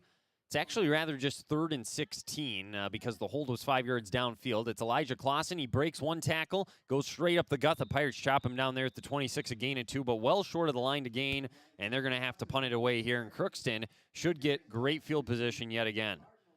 Yeah, we'll see if this next punt was better than the first, but yeah, either way, Crookston defense not scaring away. They're not just trying to arm tackle. That's what I was trying to get that. They're using their whole body. They're getting in front of the runner and just putting the body down and make these big plays. And they are the much bigger team tonight, so they are definitely taking advantage of that. It is Elijah Blue-Black to punt here on his 14-yard line. Antonio Romero standing on his own 45. His last punt went straight up into the air. He'll situate himself. Here's the snap. It's a good one. He gets it. Pirates going to let him get away. Nice kick this time. Romero's going to take it at his own 49. Fair caught. That is a punt this time of 25 yards, and it'll be 1st down and 10 near midfield. So, Bo, field position obviously playing a big factor now at this point, too, for this Crookston offense. Oh, yeah, exactly. I mean, they were at the 50 last starting offensive drive, and they took 1 play. So, obviously, they can make that big play happen, and having this field position definitely helps. Well, then you got a guy like Ethan Bull who can break one off at any time. Tanner Geese had a big run last time out against Pillager. They don't need the good field position. The offense has been pretty effective all year, but they're going to take it, and we'll see what they can do. Short field, they'll have to go 51 yards. 11-11 to go here in this second quarter. 14-point lead for Crookston. It is shotgun, or rather under center snap here for Jack Doda. They'll send Ethan Bowman in motion. They'll give it to him on a jet sweep. He's got space at the 50. Look at the speed, 45-40. Good blocking downfield. Breaks a tackle at the 20. Can he get there? Stiff arm inside the 5. Drug down there with a horse collar tackle at the 2. That was the only way they could stop him from getting into the end zone. It'll be 1st and goal at the 1 after the 49-yard run. Well, there's a big run for you. Different player that we even mentioned, but there you go. Ethan Bowman with a 49-yard scamper, his first carry, I believe, on the season. I'll have to go back here and look at the stats quick. It's just a 1-yard penalty, technically, with the horse collar tackle, so that'll move him down to the 1-yard line. Second flag in the football game against Staples-Motley. And now the whole playbook open here on 1st and goal from the 1. We'll see if Bull gets his 3rd rushing touchdown of the football game for Ethan Bowman. That is actually his 2nd carry of the year. He had one for 12 yards earlier on this year. He's got a good yards per carry average. So 1st and goal from the 1. Doda under center. Takes the snap straight ahead, and nobody touches him. They just part the sea, and he's in for a 1-yard score, and the Pirates go up by 20, 10:48 to go here until halftime. Yeah, great push up front. I mean, I had the camera pointed at the line there, and he almost beat my picture. That was a crazy little jump there off the line, and easy touchdown for the Pirates. 3rd rushing touchdown of the game for Crookston, the 1st for Jack Doda. And it's his 3rd rushing touchdown of the season. Crookston up 28-8 here. See, it looks like they're going to line up, go for 2 again. They're 2 for 3 on these 2-point conversions here so far tonight. Doda under center, Ethan Bull in the backfield. He's got Tanner Geese to his right, toss play to the right. He'll try and sprint to the edge. He's going to get tackled there, and a nice job of tackling in open space. The 2-point run is no good yet again. So it makes it 28-8 Crookston with 10:49 to go here in the 2nd quarter on the 1-yard Jack Doda touchdown run, but it was set up by the 49-yard run by Ethan Bowman. On the ground, Crookston approaching 200 yards already in this football game. They've ran for 180, and that is by far at this pace. If they keep it up, they'll have the most rushing yards that they have had in a single football game this year. Well, and 2 of those runs account for over half of it, so that definitely helps your cause. They're getting big chunk plays pretty much every time they run the football. And a lot of attention on Ethan Bull. You see what they can do. Give it to a guy like Ethan Bowman, and he gets to the edge, and he saw great speed. We saw Jaron Bailey on the pick 6. He had a lot of speed on that play. Ethan Bowman just showed off some wheels there on that run as well. So this Pirates team, I guess, has a little bit more speed than we're used to seeing. Yeah, give them credit for that. Exactly. I mean, all sorts of different players showing their athleticism. I mean, that's huge for Crookston, for your team confidence going into your last, regular season and going into the playoff sections next week. Here is the kick here for Ethan Bull from the 40. Hand in the air, runs up, and the senior higher kick this time down inside the 30, bounces at the 29, fielded by Tyrell, fakes a little sweep, and he will go nowhere. Run down there again. Great kick coverage by Crookston. They'll start at their own 28, 10:39 to go here in the 2nd quarter. And again, that's discipline, not falling for that little fake there, and I think 4 Pirates on the tackle. That's what you love to see. All around a great effort so far for Crookston. The only play really they'd probably like to have back is that trick play that led to the touchdown on the 65-yard touchdown pass for the Cardinals. Otherwise, they've been very sound and have made life tough for Staples-Motley here this evening. Yeah, it makes you kind of curious. I think if Staples is going to come back to the back of the playbook, make some more trick plays happen. They got 3 receivers. Rutten takes the snap. They'll just hand it off here. Another nice hole. It's the fullback Tappy across the 30, 35. He's gunned down there at about the line to gain by George Widman, and they will give him the first down on an 11-yard run for the fullback, Caleb Tappy. Colby Tappy. There we go. 2 carries, 11 yards for him now in the football game. That is the 4th first down here for Staples-Motley tonight. So they can move the ball. They've got 4 first downs. The touchdown, they just got to find a way to establish positive plays on 1st, 2nd down. Here is the pass out into the flat to Blue. He gets a block, gets across the 40, and eventually the Pirates get there. Good pursuit. It's a gain of 3 for Elijah Blue on the pitch and catch. 5th completion for Rutten here in the football game. Now 5 for 7. They'll give Tanner Geese the tackle. We'll give him a gain of 3 on the play. He's up to 90 yards receiving on 5 catches now. 9:45 and counting here until halftime. Rutten in the shotgun. Takes the snap. Tappy next to him. Hands it off to him on a little zone read, and he's not going to get far. Looked like he might have had a hole initially. It was quickly shut down there by Crookston. Leighton Fuentes and Ethan Bull came up from their linebacker position. Maybe a gain of 1, and it'll bring up 3rd down. Now, this is a big play here, Bo. Probably 4-down territory. Do you call this play as if you have 2 downs to maybe get the 1st down? Oh, I would definitely. I mean, you obviously haven't been getting much on this drive so far. Your first 2 plays for 4 yards in this set of downs. You're going to want to get something big here, and so I think you're willing to take a risk and maybe do something a little out of the normal. Trailing by 20, 3rd down and 5. Shotgun for Rutten. Man in motion, takes the snap. They will do a little inside sweep, and he's going nowhere. In the backfield, Elijah Blue is brought down there. Ethan Bull was in there initially. I think to finish the play off, though, and get the whistle, that was Riley Helgeson out there. You don't see him a lot on the defensive side of the ball, but it's a loss on the play, 4th down, and here comes the decision for Coach Potter. It looks like the offense is staying on the field right now. Remember, Blue is the punter, though, as well. So that is something to keep in mind. He could certainly still stay on there and punt the football if they need to. They will come to the line and punt as Blue inside his own 30. Romero back to receive the kick at his 30. It was a loss of 2 on the play. Here's the snap. Here's the punt. High punt again. Romero will fair catch it and secure it cleanly. Nice job on his part at the 36. 24-yard punt. And that'll give Crookston the football back with 8:13 to go here in the 2nd quarter. Yeah, and some pretty solid field position at their own 36. I mean, doing pretty good right now with their defense not allowing Staples-Motley to get across midfield, and obviously that's going to make you be set up for some success being that close to enemy territory. Well, the defense has definitely answered the call after that trick play, and they've said, we're going to make life tough for you, and we're not going to fall for that stuff anymore. You're going to have to do it more traditionally, and so far Staples-Motley has not been able to. Looks like Tegan Lubinsky is under center here. Getting his first snap. He'll take it. He'll toss it out to Ethan Bull. That's a pretty easy way to get your quarterback involved. He's cutting all the way back from the left to the right at the 40. Now he's got room across the 50. 45, 40, cuts back and tripped up at the 35. Ethan Bull ran all the way to the Pirates sideline, then cut it all the way back across the field for a gain of 29 into Cardinals territory. That was an impressive run. I mean, normally a player running east to west is not going to find much success, but Ethan Bull just found that hole on the right side, and my goodness, he got to use his speed, and what was that, a gain of, 30? 29 to be exact. So, I mean, come on, Bo, you got to be better. Ethan Bull now on the year, he's getting close to his season long, which I believe was 242. He's already to 155. I mean, at this pace, I don't know if he'll play much of the second half, depending on what the score is, but at this pace, he's going to shatter that. They'll go Tanner Geese up the middle, give him a carry, and he drags people ahead, as he often does, for a gain of 5 to the 30-yard line.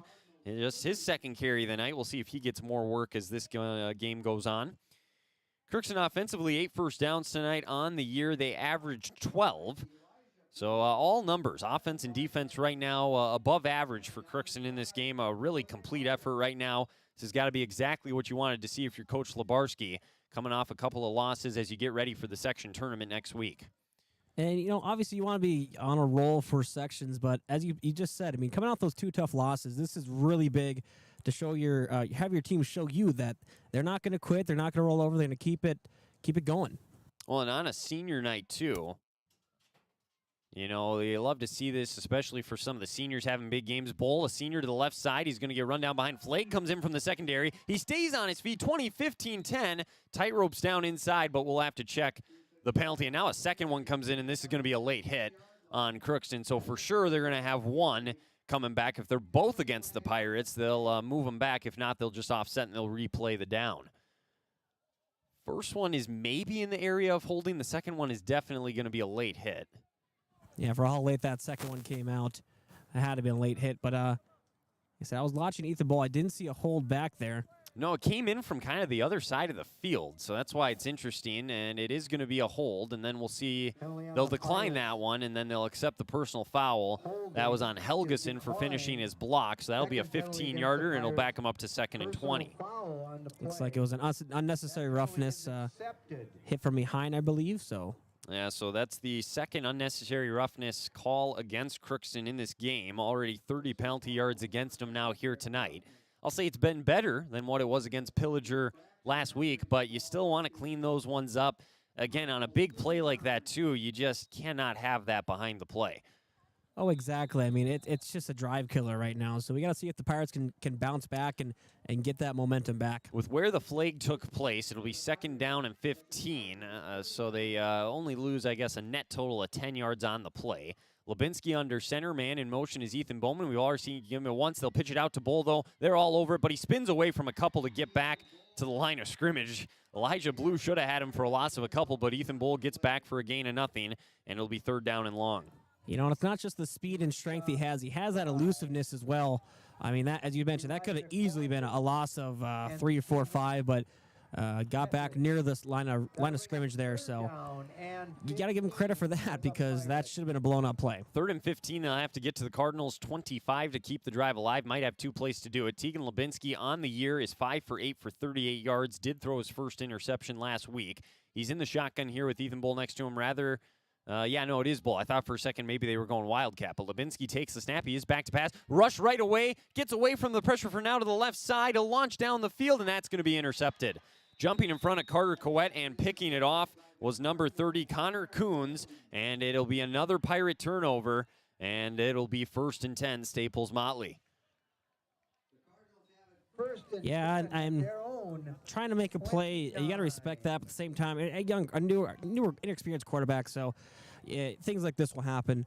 But I kind of wish that in hindsight would maybe just try to run the ball up a little bit or just throw it away. Yeah, you're right. Throw it away. He had him initially, but he just took too long because of the pressure to be able to get into a position to throw. And jumping in front, give Coons a lot of credit, made a nice play. 2nd turnover for Crookston tonight. Man in motion is Blue. Now he's got a hold of the left side, 30-35, runs over a man to the 40, and has a 1st down and a gain of 12 for Elijah Blue on his 6th carry of the night.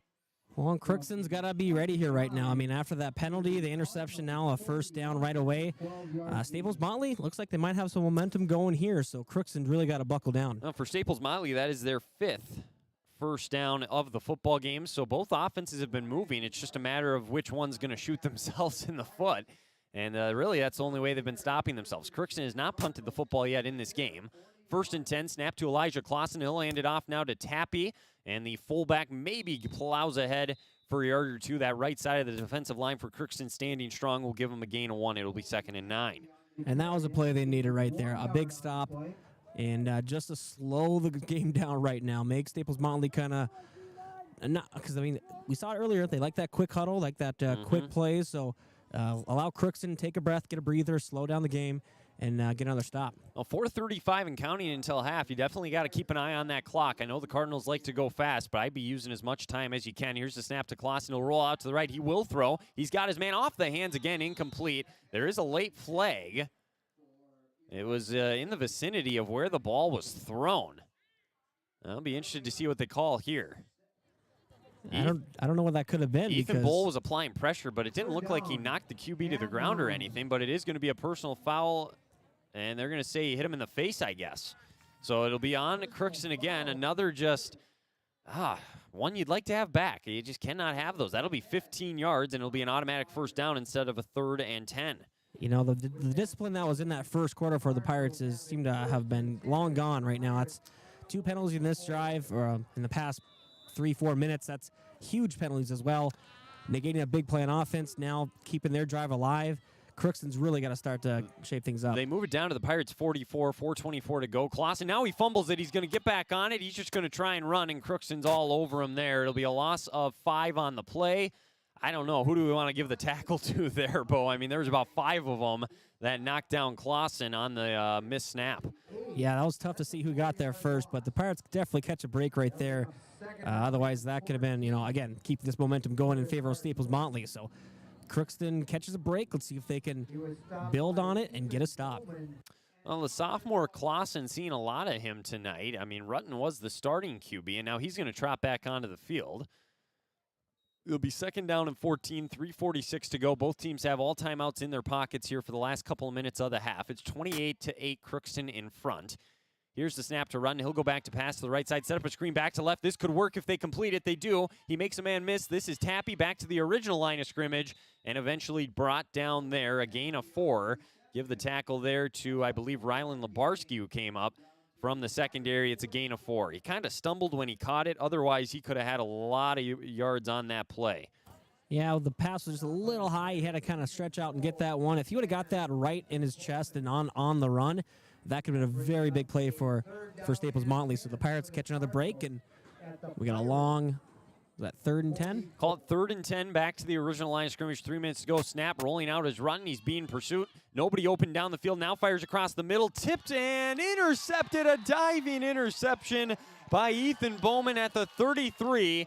He tipped it with his left hand. The ball held up in the air long enough. He dove for it and was able to get it before it hit the ground. What a play by the senior Ethan Bowman. Yeah, that is huge right there. I mean, the Pirates, like I said, they've been kind of slouching right now, undisciplined play, and Staples-Motley looked like they had some momentum going here. The Pirates finally kind of, they had good pass coverage right there. That was part of the thing. It wasn't a quick pass right away, so that kind of allowed them to get some better coverage, get some better positioning, and I think they'll take that in a very athletic play by Ethan Bowman. As good as the passing offense has been for Staples-Motley, 2 interception now in the football game, but that was just a great play by Bowman, his first interception of the year. Tegan Lubinsky back out there, comes under center. One receiver right, one to the left. Geese is in motion from left to right. Snap, handoff, Bull right side, another big hole. This could be a big one, 40, 45, he might be gone. 50, 45, 40, 35, 30, right side. Nobody's going to catch him.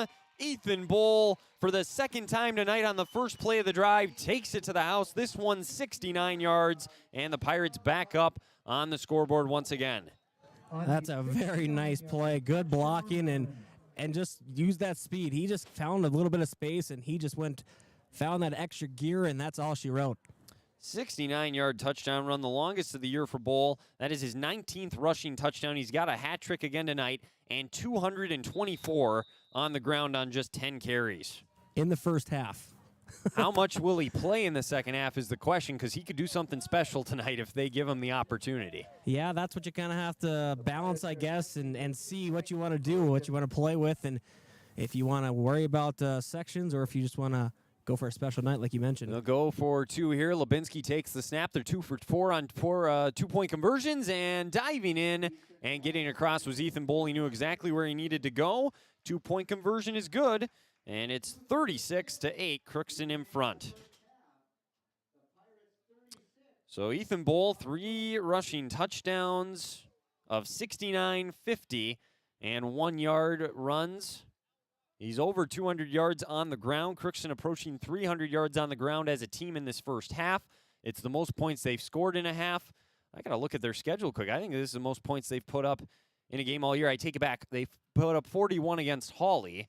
But other than that, this would be the most points the Pirates have scored in a game this year, and we're not even at halftime yet. What a performance by this offense. Well, the offense and the defense, you can't forget. Jeremy That's Bailey true. with the first defensive score. I mean, it was a 50-yard return, too. So, no, I mean, this has been all sides of the ball. Crookston has been really showing up here, showing their athleticism and just showing their speed in general. It's been a great performance on both sides of the ball. In one word, it's dominant. And that's the easiest way to say it so far here tonight. Yeah, I would have to agree there. I mean, there's been times where Staples-Motley has they've been there, then kind of showing a little bit of threat, but then Crookston will just come back and either get a big play or big stop, whatever it may be. And, yeah, dominance the best way to put it there. Crookston just 9 first downs because of all the big plays. So, I mean, it's not as lopsided as you think there. Here's the kick from right to left, and Tyrell is ran into immediately by Tegan Lubinsky in coverage, and they'll be stopped short of the 32, 30 to go. All their timeouts, you get the sense here that Staples-Motley has to find a way to move the ball down the field here, use up some of this clock, and possibly even score before half. I would think this drive is a trick play coming out. I mean, preferably a passing trick play if you're Staples-Motley. They've tried a couple of reverses, some very small little deception there, but They really need a big play to open it up for them. Otherwise, it's going to be the score at half. It is the freshman Rutten taking the snap, man in motion. He'll hand it to him. Carter Coet got off his block and brings him down, though. It's a gain, even a loss on the play possibly for Ben Tyrell. Give Carter Coet a lot of credit there on that TFL. It will back him up for 2 yards, and it looks like a timeout was taken here by Crookston.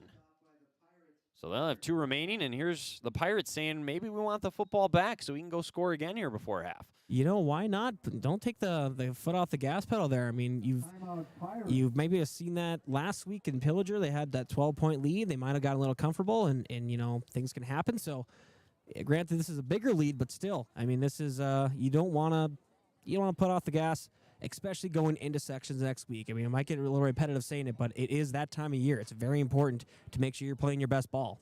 See if we can get a quick draft scoreboard update while the teams huddle up. Again, East Grand Forks was up on Fergus 15-0 last time we checked. That was in the second quarter. In 9-man here, let's see if any of the games we care about here have started or if we have any final scores. Doesn't look like it. In 1A, Lake Park Audubon Monaga tied at 0 at the start of that one. 2A, Osake is up on Pillager 14-6. Not that we necessarily care about that one too much. We'll give you a full rundown at halftime and pass that along to you. Shotgun snap for Rutten off the timeout. He'll go back to bats, just launching it downfield, one-on-one coverage. Bowman turned around, did not quite turn around quick enough to intercept it. The ball was underthrown and behind Bennett Robinson right in front of the Pirates bench. It'll be 3rd down and 14. Yeah, Robinson just didn't really turn around.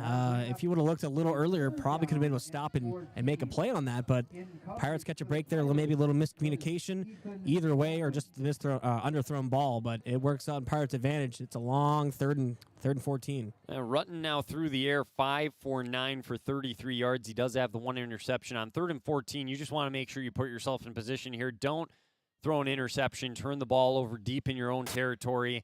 I'd expect a quick pass here and then see if he can get a run after the catch or something. Here's the snap. Looks to the left. He does throw one short. It's caught, and they're going to have the first down. And space in the middle, and the ball comes out at the end of the play as coming from behind and stripping it there. It was a good play by Lane Fuentes, but they get back on top of it. So it'll be a first down at the 49. That's a pitch and catch for 26 yards to Ben Tyrell, and that moves the sticks. They almost played too soft a coverage there on that one. Well, exactly. I mean, with this much time left, I guess you didn't want a long throw, I guess. The short pass has been hurting them all day, so you'd think they would still be a little bit on these receivers a little closer, but well, here we are. Longest pass of the day there for Rutten through the air. He'll drop one off in the flat here to Blue. 2 guys on him, tackling him at the line of scrimmage. It was Fuentes and Bowman. He was hit as he threw it, too. And that'll bring up a 2nd down and 10. And now the other team here, and not the Pirates, but rather the Cardinals. They want to use one of their 3 timeouts as they feel they maybe have a chance to go score here. Well, I mean, the thing is, they went back to the flats, and Crookston luckily had 2 guys that were in good position to just kind of collapse on that receiver and not give him anything. But, yeah, I think Staples-Motley, they definitely have an opportunity. Granted, the play right before this was a 20-yard? 26. Yeah, so they obviously can break one after yards after the catch. They're pretty decent. So, minute 42 left, ball at the 49. I've seen crazier things, Wyatt.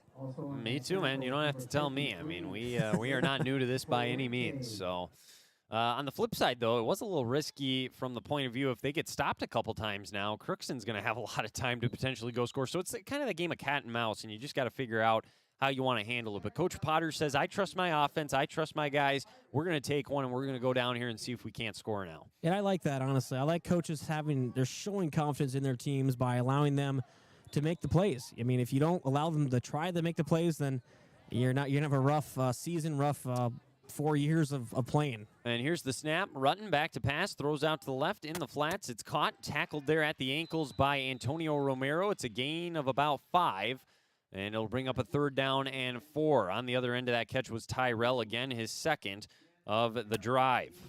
And I think they're kind of challenging the Pirates to make these open tackles. I think that's part of the reason why these short passes, they keep on going to them, because you know, in high school football, every once in a while, you're going to break a tackle. They come to the line quick, 3rd and 4, man in motion, 1:13 on the clock. Play fake, back in the pocket. They got him wrapped up, and they bring him down for the sack as bringing that one down was number 77. That is Riley Helgeson. Hey, that's the quarterback sack attack from Happy Joe's. How should we do this, Bo? Should we have him call you? No, we have somebody. We have Derek at the studio. We have Derek don't at the we? studio. Come on That's now. right. Call 218-281-1140. If you give me the name of that person, or Derek, the name rather, of who had that sack, you will win a Happy Joe's pizza. And again, you just got to call 218-281-1140, and Derek will let me know once we have a winner. And again, what a play there for Crookston. And that'll bring up a 4th down and 11. The Pirates use their second timeout. And potentially an opportunity here for them now to get the football back, and we'll see what they can do. Well, obviously, they don't need much time to score. We've seen these large plays break out, but that was just a big thing. That the Staples-Motley, they went with kind of a play action, and that kind of allowed some extra time for Helgeson to get back there and bring him down, and just got a hand on him, and then pulled him in and took him down, and a great play there to force a 4th and long. And Blue is going to punt this one away. Again, call 218-281-1140. Let us know who had that sack. If we don't get a winner, I'll say the name again, because I did only say it once or twice there, so I didn't do a great job of saying who it was. Well, this is a fake punt over the middle. It's a 1st down on the pitch and catch there to the big man over the middle, Bennett Robinson, and it looked like it was Hayden Reichner who threw that one. So it'll be a 1st down and 10. They're pulling out all the trick plays tonight, Bo. I said they were going to do it sooner or later, and it was going to be a pass play, and here we are. 15-yard completion. It's a 1st down to the Pirates' 35-yard line. George Whitman made the tackle. So now they've had a fake punt. They've had a trick play for a touchdown pass. And now the Pirates jump, it looks like. So that'll be a free 5 yards.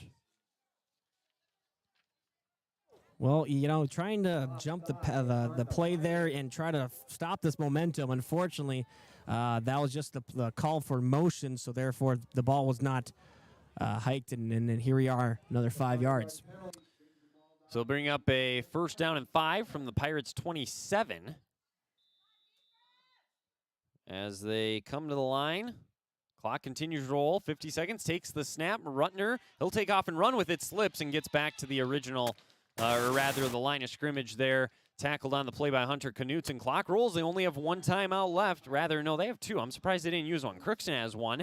It's a gain of nothing on the run there on that play, and they will take the snap over the middle. He's got his man. It's caught by Blue. He reaches for the goal line, but is brought down at the 1-yard line. 1st and goal as the Cardinals are knocking on the doorstep here. Yeah, that middle of the field there has been just wide open right now for the Cardinals to take advantage, and they have. 24-yard gain on the play. They take the snap up the middle, and diving ahead for the touchdown is Tappy. His 5th carry of the day goes for a 3-yard touchdown run, and with 19 seconds to go, Staples-Motley answers back. Wow, what a drive, and on the fake punt, too, that all set it up. Exactly. I mean, that's the thing. They had to catch the Pirates off guard here eventually, and they did. They did right that fake punt. And it looks like they're gonna try kick the field goal. Yeah. Who we got there? It looks like number 8. Yeah, number 8. That's who kicked it off. Peyton Mithun, and he'll get it away. The kick is up, and Mithun knocks it through. So 36-14, the Cardinals with a 3-yard touchdown run. 19 seconds to go in the half. Crookston now leading by 22. Still a comfortable lead. No need to panic, but definitely not what the Pirates are looking for on that defensive drive. I get caught up here on everything that happened there with my stats. Let's see here what we have. Elijah Blue now has 7 catches, 114, and the 1 score. Again, that was on the trick play. They have 8 first downs as a team now, which ties or is just 1 behind Crookston, who has 9. Rutten will have to add up his yards here at the halftime break. Reichner had the 1 pass on the fake punt for 15. That was to Robinson. So we'll go over all the stats at halftime. We'll get things squared away. They go so quick, it's hard to keep track of it. I haven't had to deal with this fast-paced offense this year. So something new for us here on this Friday or Wednesday night. Keep thinking it's Friday. It definitely feels like a Friday, but it's in fact Wednesday. And, yeah, this has definitely been the fastest-paced game I've seen in quite a while. Fred Wenzel, by the way, is the winner of the pizza. So congratulations to Fred for the Happy Joe's sack attack there. Onside kick here, more of a squib. It's going to be fielded by Coet. Now he bobbles it. It's back to the 30. He gets it. He's got nowhere to go, and they will converge on. Oh, now he finds some space. Look at this. 40, 50, 40, 30. Carter Coet is going to take it all the way back. A 70-yard kick return touchdown. And it's 4 seconds to go. You can't make it up. I can't believe it. I am baffled. That looked like it could have been a muff play. Had the whereabouts to look behind him towards us to the Pirates sideline, and then saw that he had a gap and just used his elusiveness there to just dodge out of an arm tackle from the, Staples-Motley and use that speed, and that's all she wrote for you folks. That was a great run off of a broken play, a broken reception. So.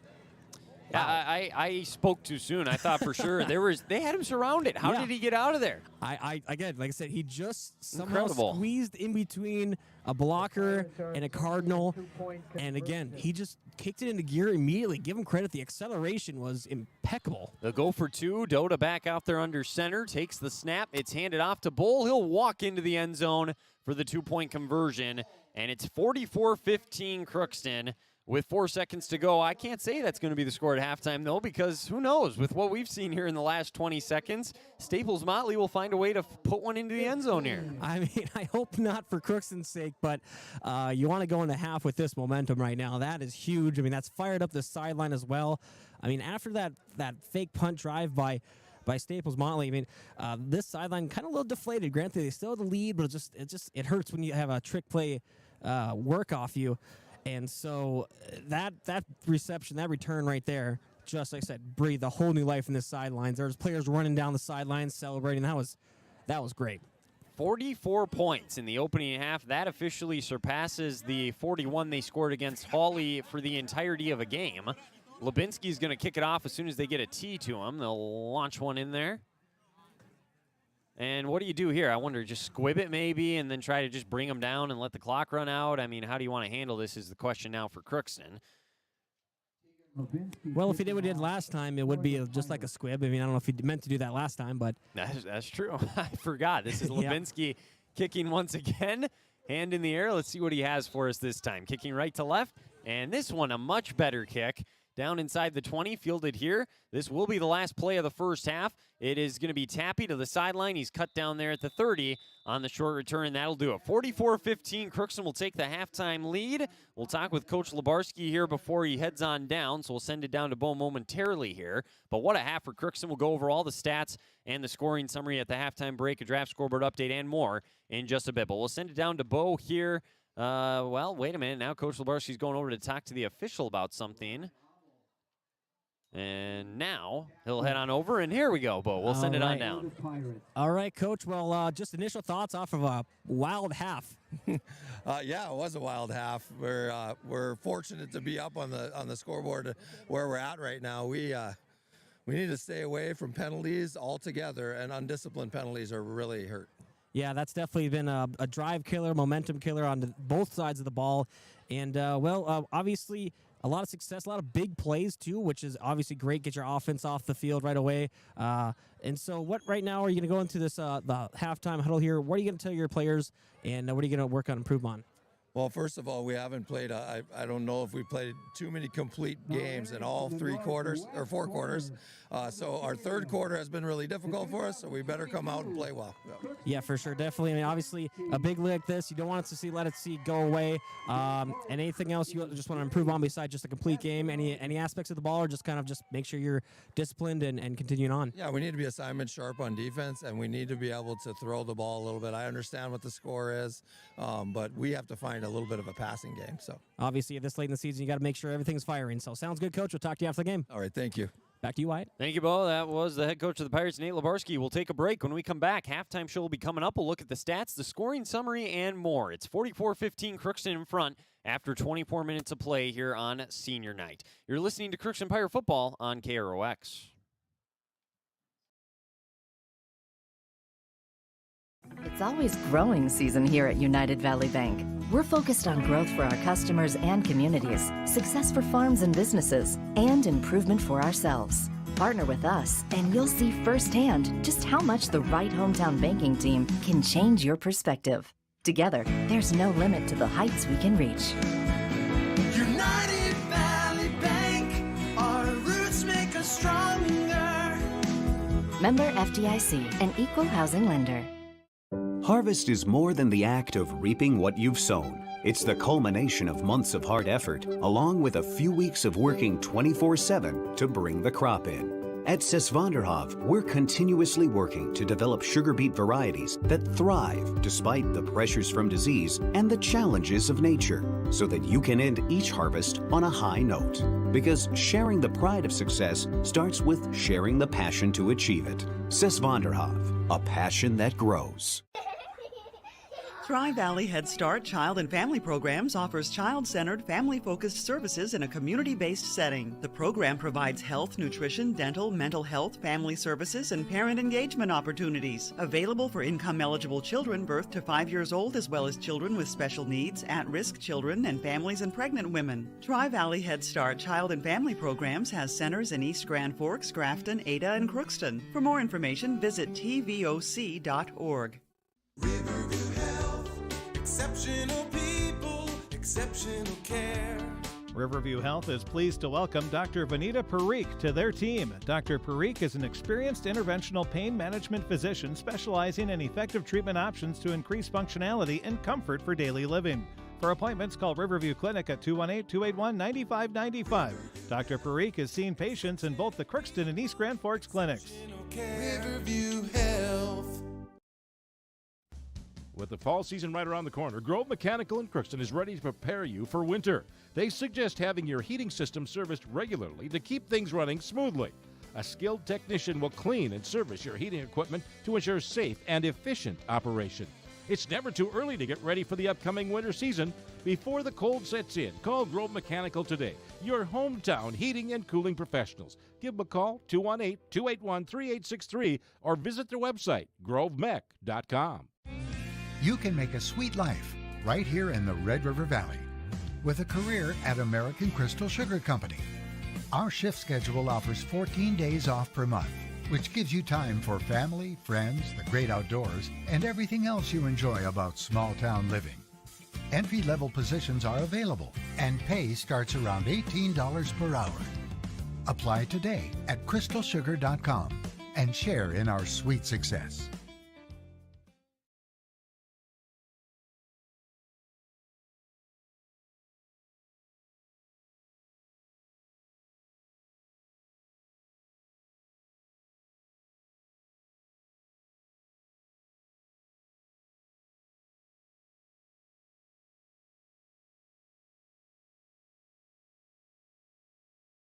And welcome you back here to Crookston.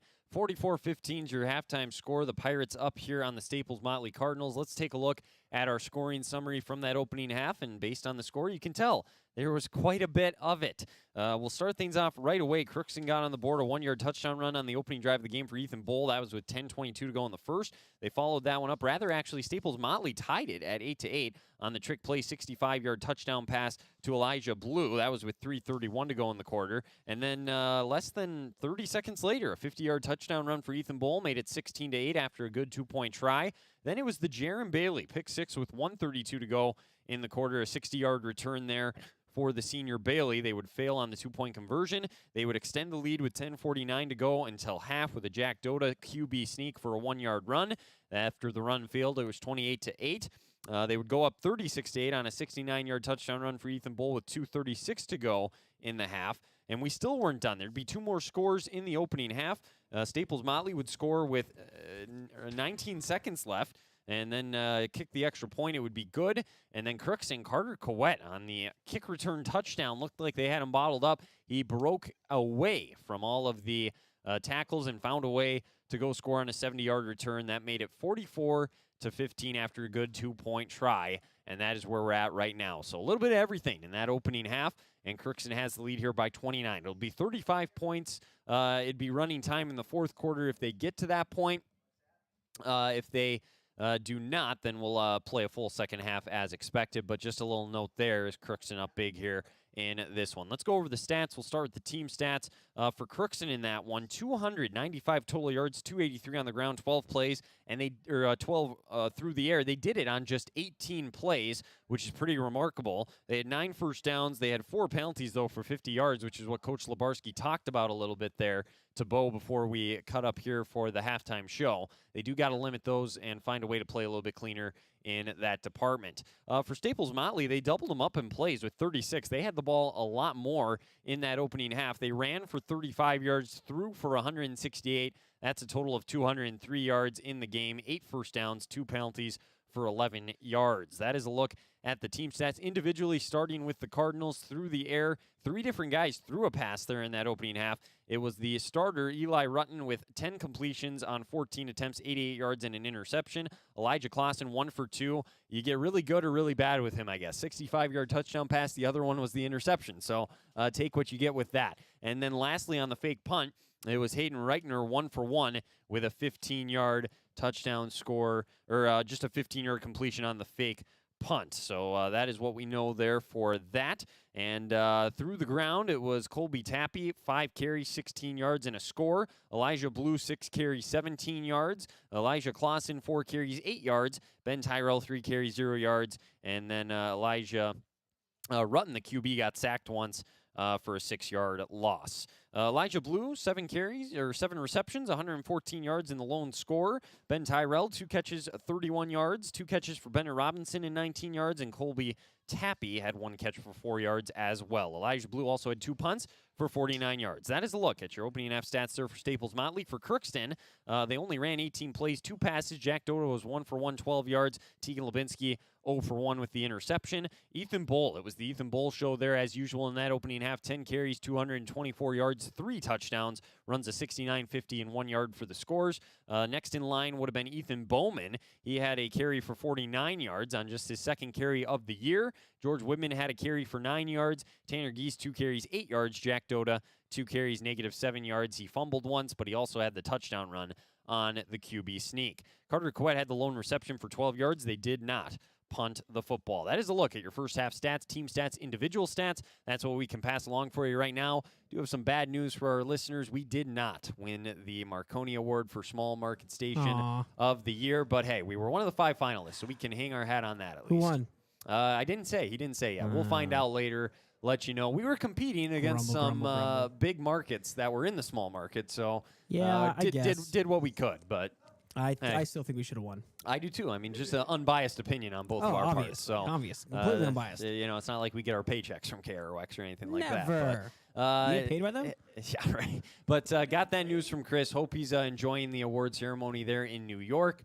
As we'll get more information on that later, but we can pass that along for you right now. We'll take another break. When we come back, we'll go to our draft scoreboard update quickly, and then we'll have the second half kickoff between the Pirates and the Cardinals here on Senior Night. You're listening to Crookston Pirate Football on KROX. Shopping for groceries is easier than ever with Hugo's Family Marketplace. To simplify life, Hugo's offers convenient online shopping with delivery or curbside pickup at gohugos.com. Even better, shop on the go with the Hugo's Family Marketplace smartphone app. Download e-coupons, recipes, grocery lists, weekly ads, and place your grocery order right from your phone. Save time and save big with Hugo's Family Marketplace, your hometown grocer since 1939. You're gonna find more low prices, more great stuff when you go to Hugo's. At Crookston High School, we really have a lot going on. There isn't that much going on. Oh yeah? We have softball, baseball, track and field, soccer, swimming, tennis, golf, volleyball, crap shooting, hockey, basketball, wrestling. So we have a lot of sports. And there is orchestra, band, choir, visual arts, speech, theater, Leo Club. And Crookston is one of the highest academic schools in the region. Really? Yeah, really, especially in math and science. I guess we do have a lot of going on. Yeah, and that's why Crookston High School is my education destination. Welcome to Andy Ullman State Farm. We're located on 423 North Broadway, next to Holiday in Crookston, Minnesota. 3rd generation agent with State Farm. We've got a team here with over 75 years of experience. 6 of us fully licensed, here to serve you. We know insurance is about a promise, and we're here from the beginning to throughout the whole process to deliver on that promise. Nobody likes to wait on hold, and neither do we. Give our office a call where a cheerful voice is ready to help you right away. Call 218-281-3643. The Crookston Eye Clinic is your hometown eye clinic. Whether you have cataracts, glaucoma, macular degeneration, or perfect vision, it is important to have your eyes evaluated to keep them healthy. The Crookston Eye Clinic is open Monday through Friday from 8:30 a.m. to 5 p.m., but on Thursdays they open at 9:15 a.m. They also have a second location in Boston to offer you even more appointment options. If you've been wanting to try contact lenses or looking for a new pair of glasses, the doctors at Crookston Eye Clinic are available to see you. Doctors Forget Smith and Jananetta are all accepting new patients. Call 218-281-2020 for the Crookston and Boston Eye Clinic, the best care in sight.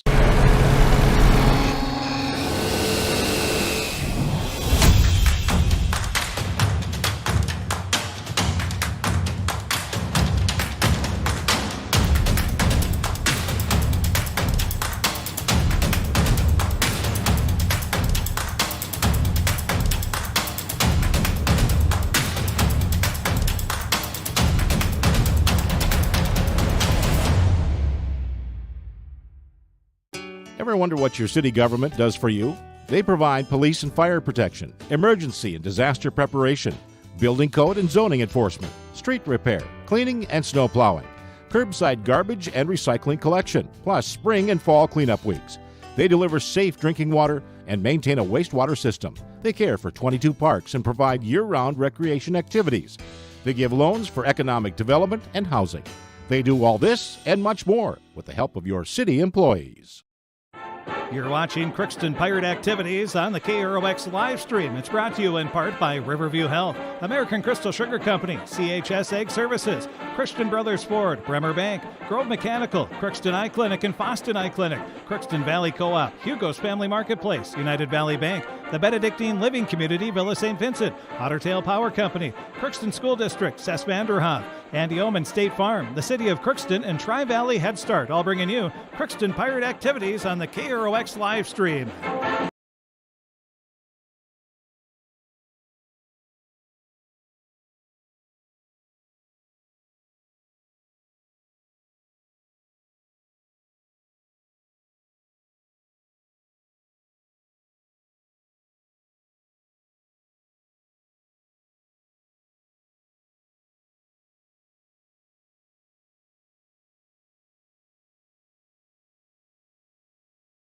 Crookston, as we get ready here for the second half, time for a draft scoreboard update here, brought to you by Draft Sports Bar and Grill in Crookston. Let's pass along the latest updates.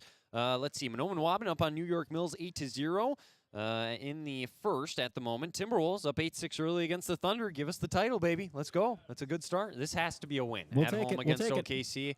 Got to start the season with a win there. So an early lead for them. Red Lake County up 8-0 on Adaborp West in the first. DGF up on Detroit Lake 7-0 in the first. Pequot Lakes up on Perham 7-0 in the first. Barnesville up 7-0 on Hawley in the first. And EGF up on East Grand Forks 22-0 in the third. So there's some of the scores we can pass along. Shout out to Derek Martin giving us the updates back in studio. And again, we did get the winner for the Happy Joe's Pizza sack attack as well. So not that somebody would still be calling, but just in case you missed that announcement, we do have our winner for that. So that's our scoreboard update for now. We'll run through them again later on in the post-game show tonight, maybe throughout the second half as well. And, of course, we'll have all the scores once it's all final on our website, KROXAM.com. So Crookston will kick off here. It will be the Cardinals receiving the second half kickoff, trailing 44-15. They did have some explosiveness on offense in that opening half. They went for over 200 yards in the game, or in the half. Crookston with just shy of 300 in that opening half. Lots of fireworks here in this one. We'll see if that trend continues here in the second half. And it looks like it's going to be Jake Erickson out there to kick this one away. Because it was senior day, we did not see him kick any away in the opening half. He'll tee it up at his own 40, kickoff right to left. The sun completely down. It's a little bit cooler. We were in the 50s here today. It was a beautiful day for football. Still a beautiful night, just a little bit of a crisper air out there right now. As here is the kick from Erickson, and we're underway in the second half on the last week of the regular season. Tyrell running from left to right. He stops at the 25. Ball came out. It's loose, and the Pirates dive on. It's still loose. Now they're going to pick it up, and Tanner Geese is going to run in for the score. Unbelievable. I guess the points will continue here in the second half. Bo, you barely could get down there. Did you see that one unfold? Yeah, I did actually. It was trying to cut back and against the grain, east-west there. And the Pirates, like I said, just kind of came in and forces there. At least 2 Pirates were on them.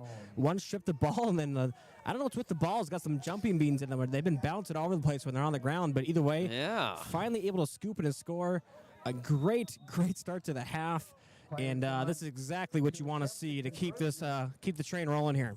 Well, they're going to let Erickson attempt the PAT. 50-15 now, 11:43 to go in the third. They have scored on a kick return, on the ground, a defensive score, now a scoop and score on a kick return. I mean, it's just been remarkable the different ways Crookston's been scoring. Snap good, spot by Dota down. There is a flag. Wow, a line drive kick by Erickson. He took some anger out on that one. We'll see if it counts now.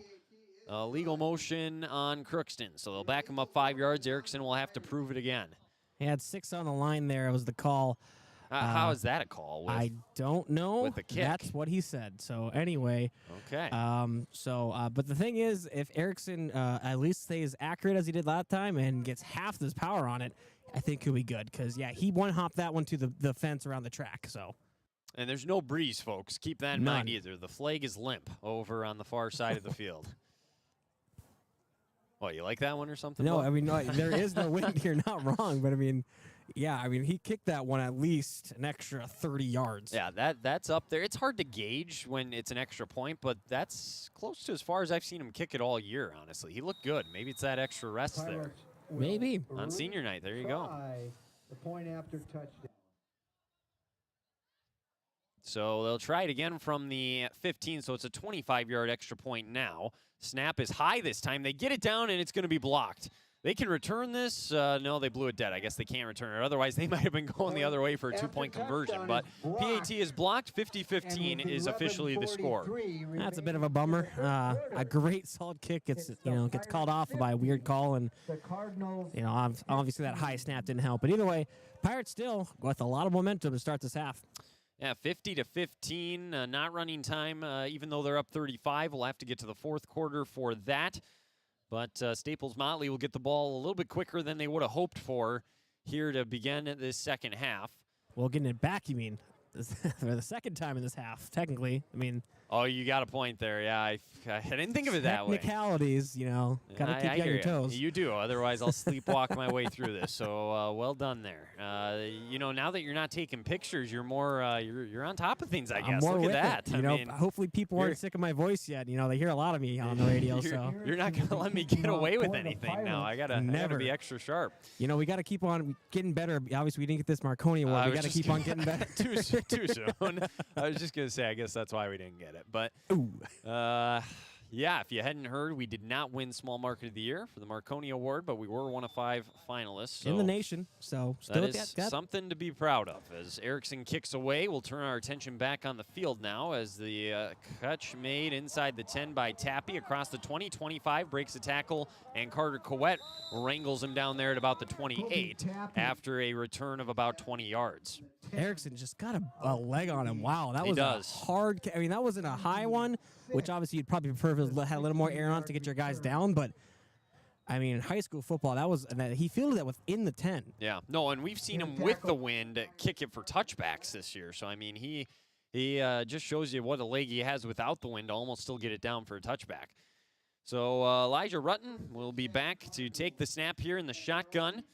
He'll take it. He was effective through the air. He'll throw a quick one here right away, making a man miss. Nice catch across the 35, and near the 40, it'll be a first down. Leighton Fuentes makes the tackle, but the 8th catch for Elijah Blue, what a game he's having. He's got 125 receiving yards through the air. Well, it was another short pass, a quick pass, and the Pirates are playing a little off again. Up this big, you don't necessarily have to jam those receivers on the line, but you might have to. Otherwise, they're just going to keep on with these short passes for a first down. Yeah, Rutten 11 completions as they got a movement there. That'll be a false start. They'll back them up their 3rd penalty of the game. But what I was going to say is that Rutten's now 11 for 15, but only 99 yards. So that goes to show he's getting rid of it quickly. Short passes. They're not afraid to just nickel and dime it down the field. No, and they have gone for it every once in a while. They do have a air it out, but they make sure to do that within a lot of these short passes to keep the Pirates on their toes, which is give them credit for that. Staples-Motley, their play calling has been pretty efficient. Yeah, no, they pick their spots to go deep, no question. He'll pump fake one here. He's rolling out to the right. They're in pursuit. Flag down in the secondary, passing complete off the fingertips here of blue. And now we got to get the call from the official. It was kind of in the area of the secondary. I believe it was a holding. That's usually what it is when they throw it in the secondary or some kind of an illegal contact. There's the call for hold, and that'll give a first down back to the Cardinals instead of 2nd and long. Well, and Labarski mentioned this before the break, before halftime. These unnecessarily penalties are just really hurting the Pirates. And I mean, granted, you're up 35. It's not going to hurt you as much, but come next week, every play matters. Now they'll move them 10 yards. They have 5 against them now for 60 yards. It's been a lot of good tonight, but I'll have to ask him about that in the postgame show, get his thoughts on that, because that is one area that has not improved from last week. Snap here to Rutten. He'll hand it off this time, trying to cut back to the middle and tackled from behind by Bowl. It's a short gain there on the run. I believe by number 7 getting his first carry here. That was Cole Tetley. So first carry for him in the football game. And I will say it's a nice thing to see Bowl, after making the tackle, helping him up. And that's just one thing you have seen in this good game. It's been a nice, clean game in that sense. Both teams have had very good sportsmanship. And even with the scoreboard, I mean, both teams are having their composure, and it's been really good to see. Well, I'm glad you brought that up, actually, because Crookston's gotten into it a few times with teams this year. So not the case here tonight. Play fake rolling out. Hit as he throws over the middle. Had his man, but overshot it as Rutten was clobbered to the ground by Bowl. He was looking for Tappy, I believe, and he's staying down. And it looks like he'll slowly get up now. But you get hit by Ethan Bowl, I can understand wanting to stay down a couple extra seconds. Yeah, I would hopefully he maybe give him a play off to kind of recover. That was a tough hit. Oh, coach is out onto the field. I have not seen this before, and there's no timeout being taken, no injury or anything. Well, now he'll come off the field, but the officials are just going to let that one go. Normally, that was odd. You get flagged for that. I mean, you can't just walk out onto the field, but they come to the line. Elijah Clausen now will take the snap. 10-11 to go in the third. 3rd and 5. They got to get to the 49 to convert. He's back to pass. Fires over the middle. Dimes it in there to Elijah Blue. First down. Paul popped out. They'll say incomplete now. He did not make a football move, and they brought it down. He bobbled it, and it's incomplete. So it'll be a 4th down. Yeah, he was back was to me, so I couldn't see the possession that he had. But again, there's that soft middle zone that the Pirates really haven't been focusing on. So really, Staples-Motley, they have an area they could really use to their advantage and make this game a little more interesting. I don't think they're going to punt it, so maybe might go back to that area again. They're going for it. Clausen with 2 receivers, a couple of tight ends. Man in motion is Tappy. Again, it's 4th down and 5. Maybe just trying to get the Pirates to jump. Nothing yet. 10:03 to go in the 3rd. An aggressive play call here from Coach Potter. Now he takes the snap, rolls out to the right, looking for a receiver in the flat. Under pressure, just throws it up as he said. He's got his man deep, and it's caught. Down to the 20, hauling it in is Bennett Robinson, as Ethan Bowman was beat off the line on a double move, and it'll be a big gain there of 36 yards. Yeah, Bowman just kind of lost his guy, got behind him, and then it was just kind of, like I said, aired it out and just couldn't catch up to the ball. Got there just a split second too late, and that's a big play for Staples-Motley to keep this drive going. Big 4th down conversion. Clausen, what a stat line. 2 for 4, 101 yards, a touchdown, and an interception. He'll run it here as he jukes a couple guys, gets inside the 20 to the 19, brought down there after a gain of 1. It's his 5th carry of the football game. He's got 9 yards rushing. Yeah, Clausen is really showing his versatility, actually, with those pretty deep passes, showing his arm. And, I mean, he's a bigger kid, too. He is built. I mean, he is I wouldn't want to see him in a dark alley. I'd be afraid. I wouldn't want to see him in a light alley. Yeah, he looks pretty scary out there compared to some of his other teammates. Definitely taller. And so really showing that he's going to be improving a lot as his career goes on. Here's the snap on 2nd down and 9. He'll throw out to the left. The Pirates jump the route, almost intercepted by Romero. It was also almost tipped by Widman initially underneath. They read that one quick. And, Bo, you talked about maybe pressing the receivers at the line. They didn't, but they've started to jump the routes a little bit more. That's why the double move worked just moments ago, but this time they tried the short one, and Crookston was all over it. Yeah, that's the thing. Crookston's made some adjustments to really try and defend these short passes more, so that's why that double move on the longer pass can work. So I wouldn't be surprised if you might see Staples-Motley go and try to air it out on that for, 19, 20 yards here. Well, they are in the red zone at the 20, 8:57 to go in the 3rd. Looked like there was some movement. They let it go. It's just a keep for Clausen to the left side, and he'll get a couple of yards again. And that'll bring up a 4th down and 8. And that's, again, Bo, a play that tells me they're probably going to go for it here on 4th down. Well, I mean, if they went for it, 15, 20 yards earlier, back, and a yeah, field goal doesn't do a whole lot here for yeah. you, so you might as well go for it. They got nothing to lose in this spot. Well, and plus, I mean, you're within the 20, so if you do turn it over on downs, I mean, it's not going to be the end of the world there. So not as great as field position as Crookston's been having so far in the game. So looks like they will come to the line with the intention of kicking it. Oh. Look at this. They're going to give a field goal opportunity here to Peyton Mithune. Mithune is standing here. The spot's going to be by Robinson at the 25. This is a 35-yard field goal. He just takes a couple steps forward. As the spot is down, the kick is up. That's going to be short. That was short by about 5 yards, and it is no good. And with 8:03, the Pirates will take over on downs. You know, that style of kicking where you just take those 2 short steps works pretty good for point afters, but again, it's hard to get some distance, get some leg on that one. So another 5 yards, that would have been good, though. No, you're right. He had it on line. It wasn't an issue of left to right, but the drive stalls out with the missed field goal, 50-15 Crookston, 8:03 to go in the third, and they'll take over at their own 18-yard line. Yeah, kind of a little fog out here. It's I was going to say, I noticed that. Yeah, it's a little odd, but it looks good under the lights, I guess. They're not dumping baby powder again or something, are they? Or are we sure we're not mistaken? This isn't the whiteout, so I don't think so, thankfully. They actually move the ball to the 20 because anytime there's a missed field goal inside the 20, you automatically get it at the 20 in high school. So. Oh, I didn't know that. Yeah, I didn't either. I learned that earlier this year. There was a missed field goal, and that's what happened. So. Interesting. It'll be at the 20-yard line, and I can't tell. It looks like we're going with another new quarterback here, and it will be running time now. We just have been informed for the remainder of this game. As this one swung on out, dropped by Tanner Geese, and it is Jack Doda. I just couldn't see the number for him. For some reason, it looked a little different, so I don't know. I was going to say Doda, but again, yeah, it just looked a little odd. I think his jersey's a little scrunched up in front, so, but anyway, yeah, just a drop pass in the flats there. Tanner took his eyes off the ball, looking upfield. So. And again, we'll say it again, running time now for the remainder of this football game, so 7:30 to go in the third, 50-15 Crookston in front. Both coaches have agreed, and that's maybe what the official was coming over to talk to Labarski about before this drive started. So now we got that squared away. It'll be 2nd and 10 after the incompletion. Geese as the fullback. Looks like Ethan Bull still in there as the running back. See if he can't go over 300 yards tonight. Here's Doda under center. The senior on senior night takes the snap. They got a good push. He's back-to-back. A 5-step drop. Hits Coet on a screen. He's got it. He's got nowhere to run, though, and this time he can't get out of it. And it's a loss of 1 on the screen to Carter Coet. Be 3rd and 11. Yeah, Coach Labarski said that they did want to work on the passing. Well, the score, yes, normally you probably wouldn't pass in these situations, probably just stick with the run.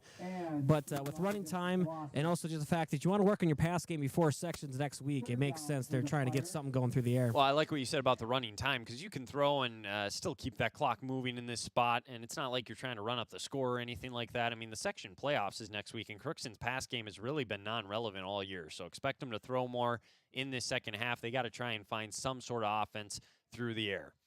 It will be a 3rd down and 10. They'll say that he got back to the line of scrimmage. Here's the snap. Open man coming through. He rolls to the right. Doda extends the play, throws it to Coet. He's well short of the line to gain. It was incomplete anyways on the far side in front of the Staples-Motley bench. And that'll bring up 4th down, and Crookston may have to punt for the first time here this evening.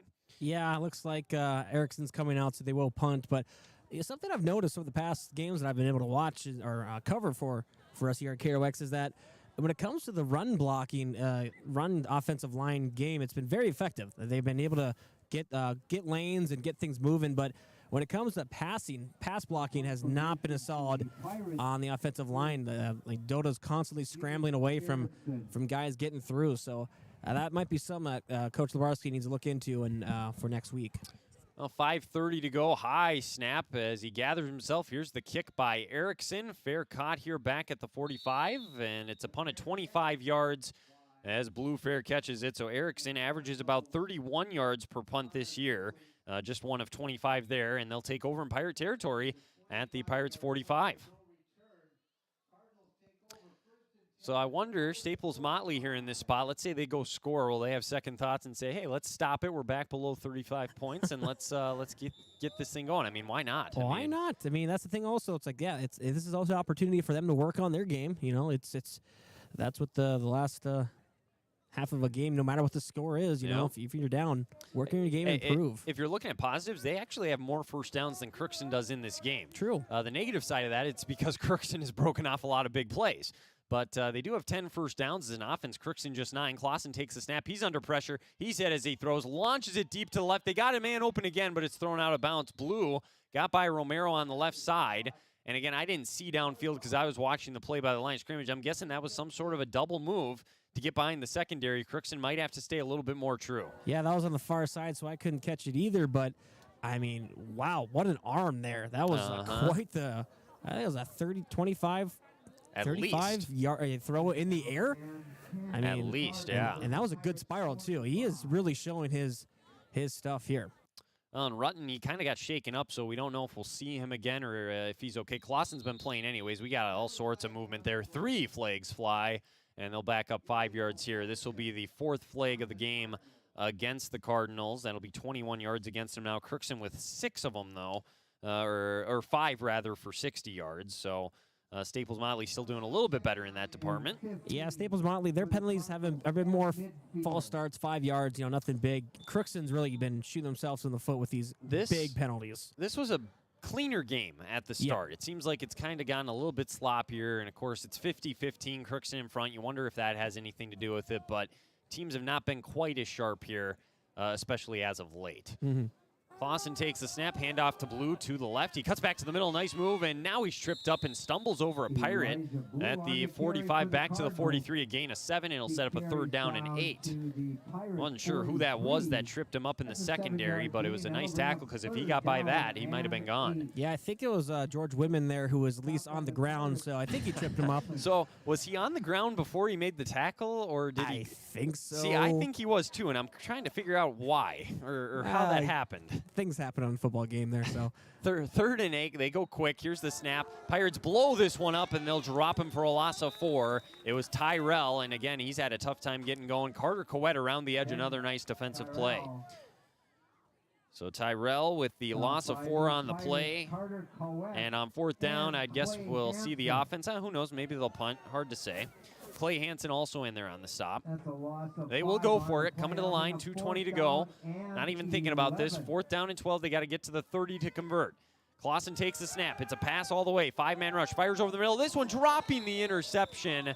Oh, that could have been a pick 6. Gavin Luchny had it in his hands, could not secure it, and it'll bring up a turnover on downs, actually. Crookston takes over at the 47-yard line. Well, in his defense, that was a bullet. Yeah. Well, and no receivers were in the area. I'm not sure if he just saw something differently there or what happened on that play. Yeah, I'm not sure what his vision back there for when it comes to throwing. He's got the raw talent. It's just not probably reading plays. Exactly. And I think Clausen is going to be a big issue for opposing teams in his future. Yeah, no, he's got 2 more years after this. Hopefully, going to be the start of something here for Staples-Motley. 1:30 and counting with that running time. 50-15, Crookston in front. We'll see if they go back to the ground. They want to get that pass game involved, but so far they just haven't had much. We haven't had a first down for a while for either of these teams. They'll go straight up the middle. This is a nice gain on 1st down. Tanner Geese tackled there by Methune, but after a gain of about 6 yards. I think that was that his longest run of the day? Well, he's got 3 carries for 14 yards. If not, it ties it. But he's only had 3 carries. He just hasn't had as big of a workload with the game flow tonight. Well, and that's the thing with these a quicker game going, bigger plays. Yep. Kind of shortening the game in a sense, and your time of possession really. You don't have to, just grind down an opposing team if your big plays are working to the edge. The fullback kind of gets forgotten about, left out, if unfortunately. You will. Yeah, no, I agree. I like the fullback position, and some of the teams keep them around in the NFL and in college. Here's a handoff again up the middle, and this time just back to the line of scrimmage, was hit immediately. So it's no gain on the play here, and it'll bring up a 3rd down and about 4. And you also have to remember that Tanner's been making some very good blocking as well, just hasn't been in the spotlight carrying the ball as much. So 3rd down and a long 4. They could let this run down to the end of the quarter if they want to. And it would appear that's what they're huddled. Maybe they'll come to the line, but they only got 10 seconds. We'll see. Either way, a dominating effort right now for Crookston. They're going to head into the 4th quarter here in front 50-15. Just the 1 touchdown added here in the 3rd quarter of play on the scoop and score on the opening kick by Tanner Geese. We'll take a break. Fourth quarter coming up next. We'll bring you the rest of it here. You're listening to Crookston Pirate Football on KROX 5015. The Pirates are in front.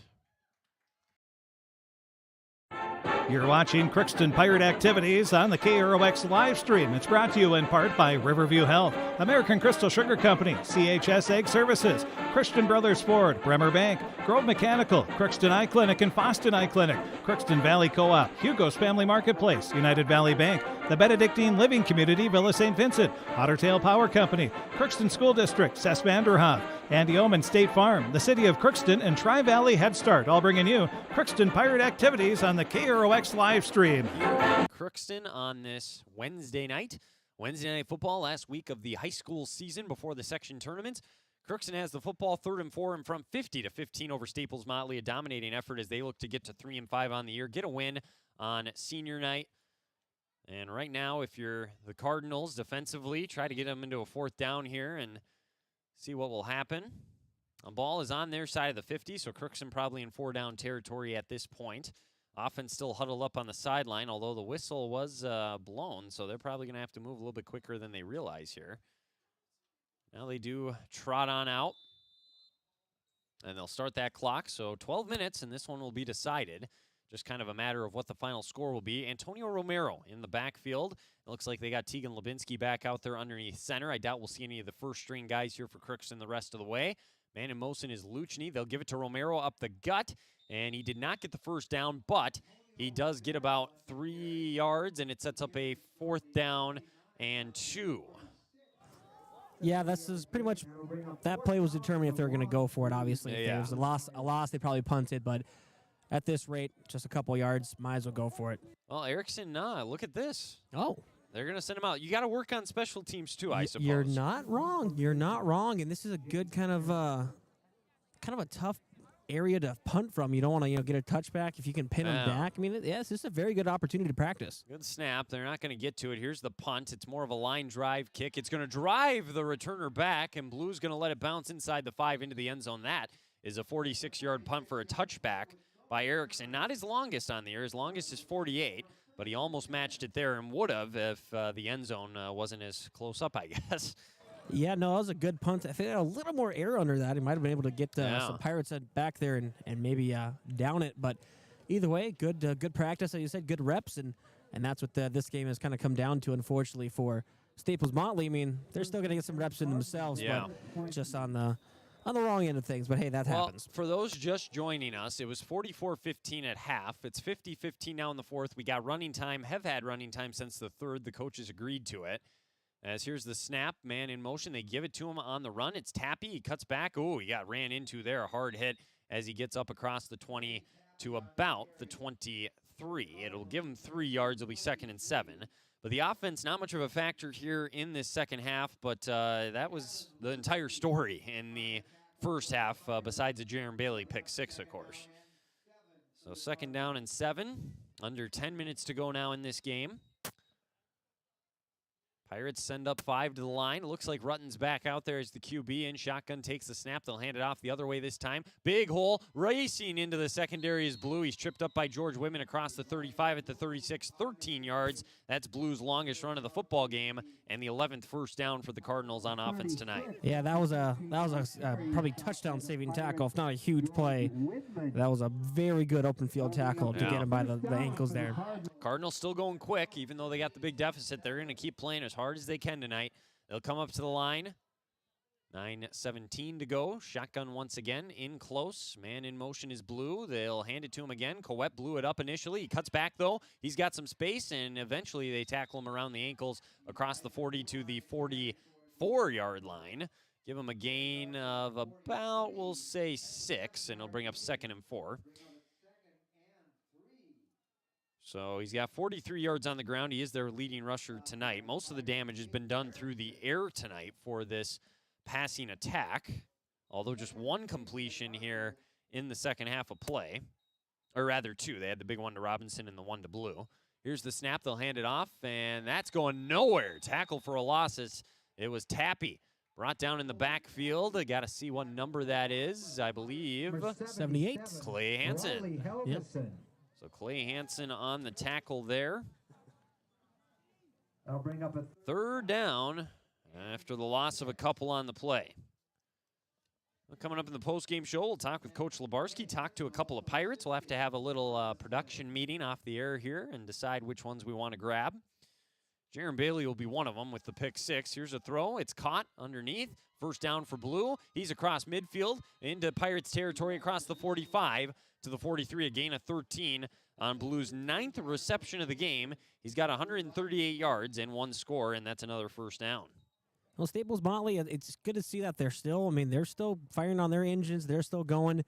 And the Pirates are trying to, prevent another score, but obviously they're still getting some good gains. And, Pirates, yes, there might be some backups in, but you still got to work on this. You still want to get a stop here. Oh, 7:35 to go. You're absolutely right. You want to find a way to keep him off the scoreboard the rest of the game if you can. Man in motion is Blue. There's the snap. Fake it to him. And now they'll give it to the right side and running up inside the 40 before being tackled there at about the 39 was Cole Tetley. His second carry of the football game will give him a gain there of 4 yards. And Crookston at the same time, you want to get a stop as soon as you can, get your offense back out there and try a few things before the night's over yet, too. Oh, exactly. With running time, you don't have as much time to rely on that you're going to get opportunities on both sides because the quarter's already just about halfway through. Yeah, no, it goes by quick when there's no stops, regardless of if you're out of balance and completion. Here's a sweep to the left. Another strong run by Blue. He is running people over now. He's brought down there. Nice job of getting him up high. And, whoa, a little bit extracurricular after the play, but nothing too serious. No flags thrown. Nice run there by Blue. Give him 8 yards and a first down. 10 carries for him now in the football game, 51 yards. He's got almost 200 total yards in the game when you add in the receiving yards, so a strong performance on his part today. Another reason to look to the future if you're Cardinals fans. You mentioned Clausenbo, but Blue, another one that's got a few more years left and a guy that's going to be a playmaker in this offense. And that's the thing. I mean, it's been a rough game, been a learning season for them in general, and that's the thing. It's when you have in high school, you get young players and you kind of sometimes have to rebuild and you have to go to those young players earlier than you probably like to. And as here's a tackle for a loss as it was Rutten getting brought down behind the line. Is that Jake Erickson? That is. He can do more than kick, folks. Look at that. Brings him down for a loss of a couple. And that'll bring up a second down and long. That's just his second carry of the game from the QB spot. They really don't run their quarterbacks a ton. That sets up a second down and 12, 5:28 to go again, 50-15 Pirates. Running time here in the fourth as they look to get to 3 and 5 and get a much-needed win here before the section tournament. Rutten in shotgun, one receiver to the left. He'll play fake, roll out to the right, looking for his man in the flat. Got him on stride, but brought down after a short gain. Nice tackle in open space there by, I believe, Ryan Obel. Give him 2 yards on the completion, and it'll bring up third down and 10. And that is the first catch of the game, I believe, for Noah Larson.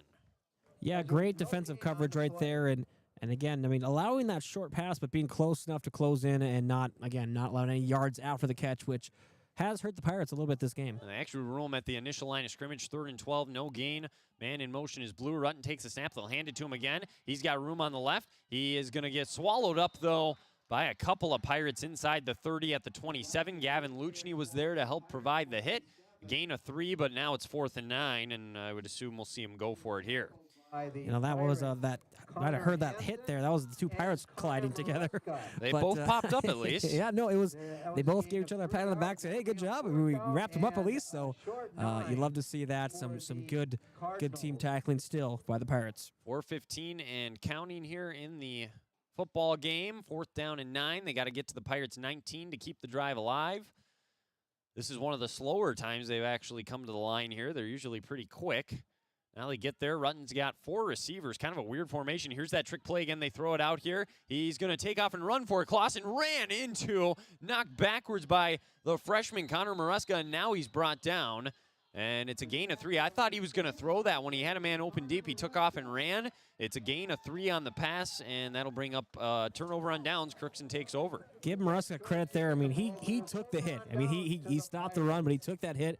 But he didn't give up. From the ground, he was able to wrap up Clausen there and just stop any more forward motion. And granted, there were some more Pirates to help them out, but Yeah, still, true. very good to see that. That's from your underclassmen. You love to see that staying with it. Obviously, taking a big hit from a big player and making a big play.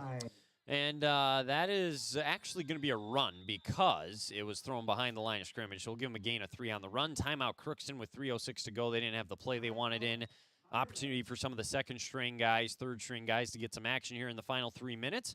Coming up in the postgame show, we'll go through a draft scoreboard update as well. I've just been informed by Derek that all the scores are up to date on our website, so you can head on over there now and check it out if you want, KROXAM.com. No finals, but some scores at halftime, second quarter, third quarter. Again, we'll run through those in the postgame show. Well, thanks, Derek. Absolutely. Hey, he's all over it. I mean, appreciate it. He don't mess around, so that's what we love to see. If we would have had him a couple months ago, we'd have a Marconi tonight. That's what I think. But instead, we'll have to wait till next year, I guess. Oh, there's always next year. So with 3:06 to go, they're coming back out of the timeout. And Crookston, Tegan Lubinsky running the show at QB now here for this final drive, or what I would assume will be the final drive. Clock continues to roll, 3 minutes. How many plays can you get off? How far can you go down the field in 3 minutes here? Romero, the running back, Lubinsky under center, looks around, gets everybody settled, takes the snap. Romero up to get the left. Ball is out. Who got on it? And that was stripped right away. They'll have to break down the... Looks Pirates ball. Yeah, they'll take it. So it'll bring up second down and about 12. So that was a loss of 2 for Romero. And it'll bring up second down and 12. That's the last thing you want is a fumble when you're trying to work on stuff there. Give it right back to the team. 2:25 to go. And again, you only probably have 4 or 5 more plays here in this football game with the running time. So what do you want to do here if you're Coach Labarski? What do you want to see at this moment in time? Lubinsky on the year, he runs the ball throws it pretty effectively. He's 5 for 9. He does have a couple of interceptions, though one of them came tonight. They'll take the snap under center. They'll toss it out to the left to Romero, and wow, he's gobbled up there. And that's going to be a loss of about 5. What a hit there by, I believe, 27 on the play. Noah Larson, 87 on the play. So third down and long. Pirates going backwards here. Got a couple guys now. Doda and Romero actually have negative yards on the ground in this game now. 1:37 to go here in the fourth quarter. Third and long. If you get one first down, you will keep possession of this football for the rest of the game. If not, then you'll either have to go for it or punt it away for one final play, potentially for Staples-Motley. Lubinsky under center. A snap low. He gets it. He is going to throw. Rolls out that way to the right. He's looking over the middle. Got it. Complete across the 30. That ball came out. Pirates get on top of it at the 30. They'll say this was a catch and then a fumble. They're nowhere near where they need to go, and I believe that's Tate Hamry there on the catch. His first catch of the year.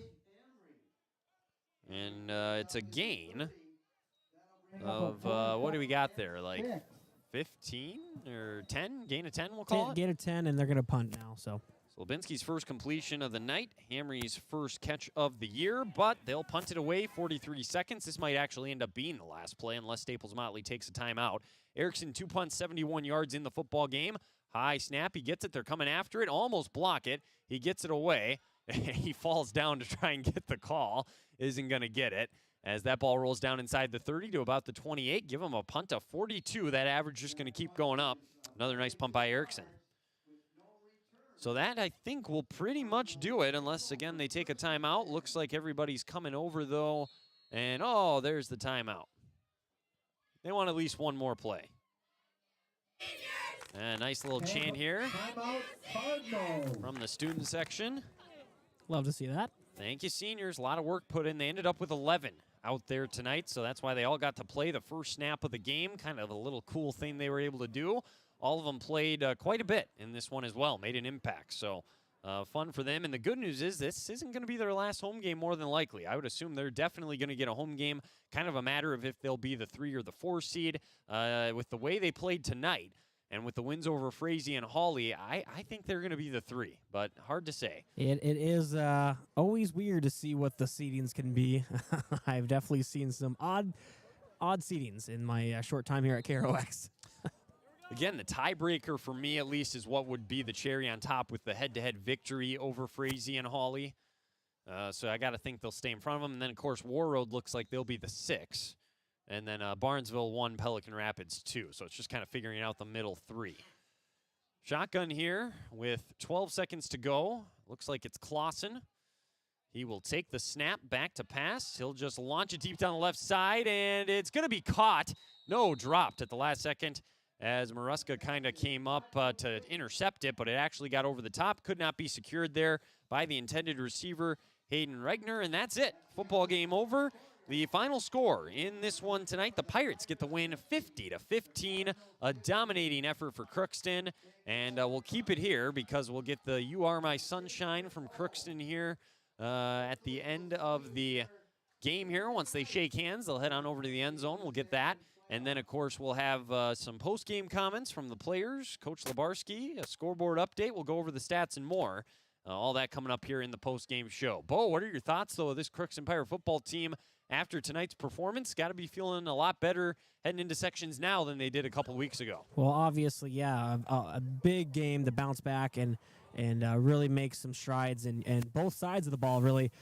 Defense stepping up, only allowing 15 points. Offense going obviously huge plays and able to get put 50 on the board most of the season. That's huge for them. And then some special teams as well. Erickson getting some punting in there really helps. So, yeah, just overall a great performance from Crookston overall to go into sections next week. Well, and it looks like the coaches are keeping the Pirates in close right now, and I would assume they'll take off here soon for the end zone. So, again, we'll keep it here. We'll wait for that. Maybe they're going to do something different tonight. I don't know. I've never seen this before. Well, I don't think they're used to Staples going to that end zone. Oh, that's what it is. Maybe. Yeah. Well, I think I think they might be doing. And now, yeah, they're going to do the post-game prayer. They all voluntarily coming up here, going to take a knee and again voluntarily. Got to stress that as well. Yeah. Nobody's forced to do anything like this, but you do love to see the teams come together, whether it's a prayer, whatever it may be after a game. Just saying that this is bigger than just competition in football, and the two schools come together, so you do love to see that. We're tallying up the stat totals right now, so I'll continue to work on that. Again, we'll have a draft scoreboard update on the way as well here pretty soon. Well, Wyatt, do you have a couple players in mind yet? Well, I'd say Jaron Bailey is one we're going to talk to for sure. With it being senior night, it's got to be all seniors. I would assume I would say that. Let's see here. Other guys. I mean, Tanner Geese had the scoop and score. We could probably get him out there. Then, I don't know, we got to give credit to one of the big guys, I feel like, up front that we normally don't talk to. Let's do Leighton Fuentes because he got the start at guard today, and that's the first time he's ever started up front. I'd be curious what his thoughts are on that. And he plays both ways and has had a good year as well. We'll go with those three tonight. I'd love to interview all of them. We just don't have the time to do that. So got to pick and choose here. But here we go. We're going to send it down to Bo. It looks like they're getting ready.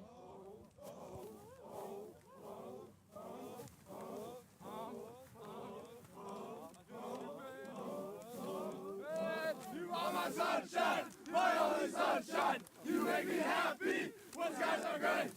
Tell you how much I love you, so please don't take my sunshine away. Hey! There you go. I don't get it personally myself, not being from here, but I'm glad it's a good tradition. They've been doing this for as long as I can remember, so. Anyway. We got some guy up here trying to get on the mic now. We better take a break. Corky's, who knows what's going on right now. All right, take a break. Anyways, no, we will take a break. When we come back, we'll talk to some players. We'll run through the stats. We'll talk with Coach Labarski, wrap it all up in the postgame show. Pirates win on senior night, 50-15. You're listening to Crookston Pirate Football here on KROX.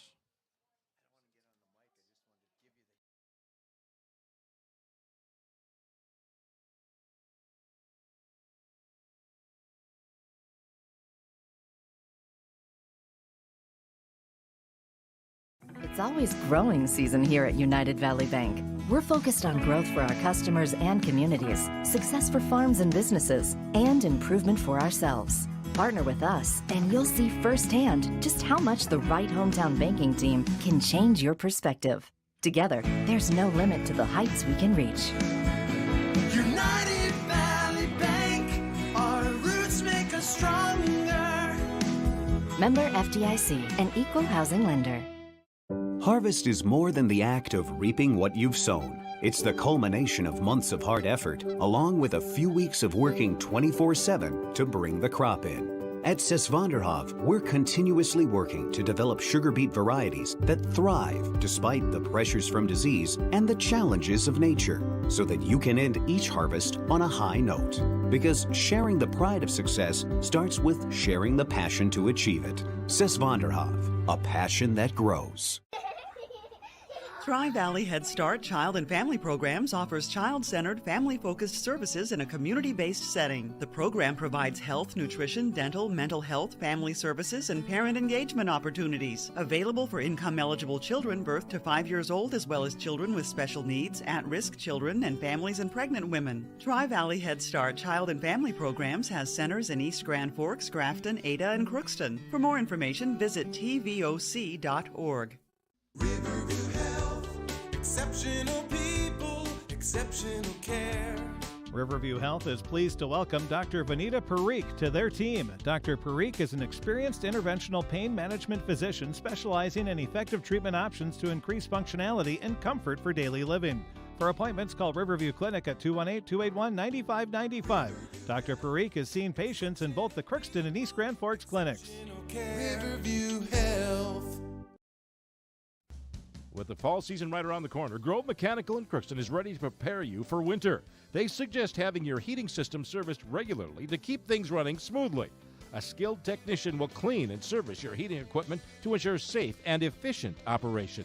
It's never too early to get ready for the upcoming winter season. Before the cold sets in, call Grove Mechanical today, your hometown heating and cooling professionals. Give them a call, 218-281-3863, or visit their website, grovemech.com. You can make a sweet life right here in the Red River Valley with a career at American Crystal Sugar Company. Our shift schedule offers 14 days off per month, which gives you time for family, friends, the great outdoors, and everything else you enjoy about small town living. Entry-level positions are available, and pay starts around $18 per hour. Apply today at crystalsugar.com and share in our sweet success. At Crookston, post-game show, we're going to talk to a couple of Pirates here with the big win, 50-15 on senior night. Bo's going to track him down. Looks like he's got one of them. We'll send it down to Bo, and here we go. All right, you see what I got here? You're gonna, we can kind of see it. That's fine. Layton, how you doing? I'm doing pretty good. How about yourself? I'm doing great. Well, obviously, senior night, it's always fun to see. And then, well, you got to start at a position. I don't think you've started that before. Yeah, I started on the line today. It was a pretty tough one, but, you know, you just got to fight. You just got to keep fighting on the line, fighting in them trenches, and keep going. Move your feet. Exactly. Well, I mean, after a big game like this, going into playoffs next week, and how confident are you guys feeling right now, and how excited are you about the week ahead? Oh, I'm pumped. We just got to keep going on the practice field, and we just got to keep working hard, and we got it. All right, perfect. Well, Wyatt, do you have any questions here real quick? I was kind of off guard. I thought you were going to do the interview. So No, sorry. No, I just asked him what it means on senior night to get a win in his last, well, not his last game because they're going to get a home game, but just, knowing it's senior night. Well, knowing it's senior night tonight, how important is it to get this last regular season win for you and your fellow seniors? It's important. It's our last one, and it means a lot to me and the seniors all together, and I'm glad we won it. All right, perfect. There you go. Layton. All right, I'm going to get some more teammates of you, so we'll go looking around here. Yeah, sounds good. I'll take it for here while you get the next one squared away. Again, we're going over the stats right now, so I'm going to just quick do some math here, and now we can actually start with Crookston stats tonight. Through the air, it was Jack Dota 2 for 4, 11 yards. Tegan Lubinsky 1 for 2, 10 yards in the interception. Getting some of those catches here today for Crookston. It was Carter Quett 2 for 11. Tate Hamry 1 for 10. Jake Erickson punted 3 times for 113 yards. On the ground, this was the big thing, was running the football today for Crookston. Ethan Bull, 10 carries, 224, 3 touchdowns. Next in line for Crookston, it was 49 on just 1 carry for Ethan Bowman. He broke away a big one that set up a touchdown run. Antonio Romero, it was George Whitman, a carry for 9 yards. Tanner Geese, 4 for 14. And then Jack Dota, 2 for -7, but he did have the touchdown run. Antonio Romero, 3 for -4. So those were the different guys that carried the football today for Crookston. Team stats, 334 in total, 313 on the ground, 21 through the air. They only ran 27 plays. That's the fewest they've ran in a game this year. They had 9 first downs, 5 penalties for 60 yards. But, yeah, I mean, it's kind of a weird game because they didn't run many plays, but they did find a way to get the win. They had some explosive plays, a pretty good day, all things considered, offensively and defensively, a couple of touchdowns as well, as the seniors taking a picture right now, as you can see on the live stream in front of the banner. So that's pretty cool there, too. A nice little moment for them as well. And it looks like Bo is trying to track down another one here for a little interview. And he looks like he's got both of them lined up. We're going to do one at a time, though. So who we got, Bo? We got Jaron Bailey here. And JR, and well, big win on senior night. Just initial reactions. How important is that to get a win in your last regular season home game? Well, it's big for us because we're seniors, and it's probably our last. It is our last regular season game, and it's a big win for us. So, it's good. What do you call that? It's good momentum to go into playoffs.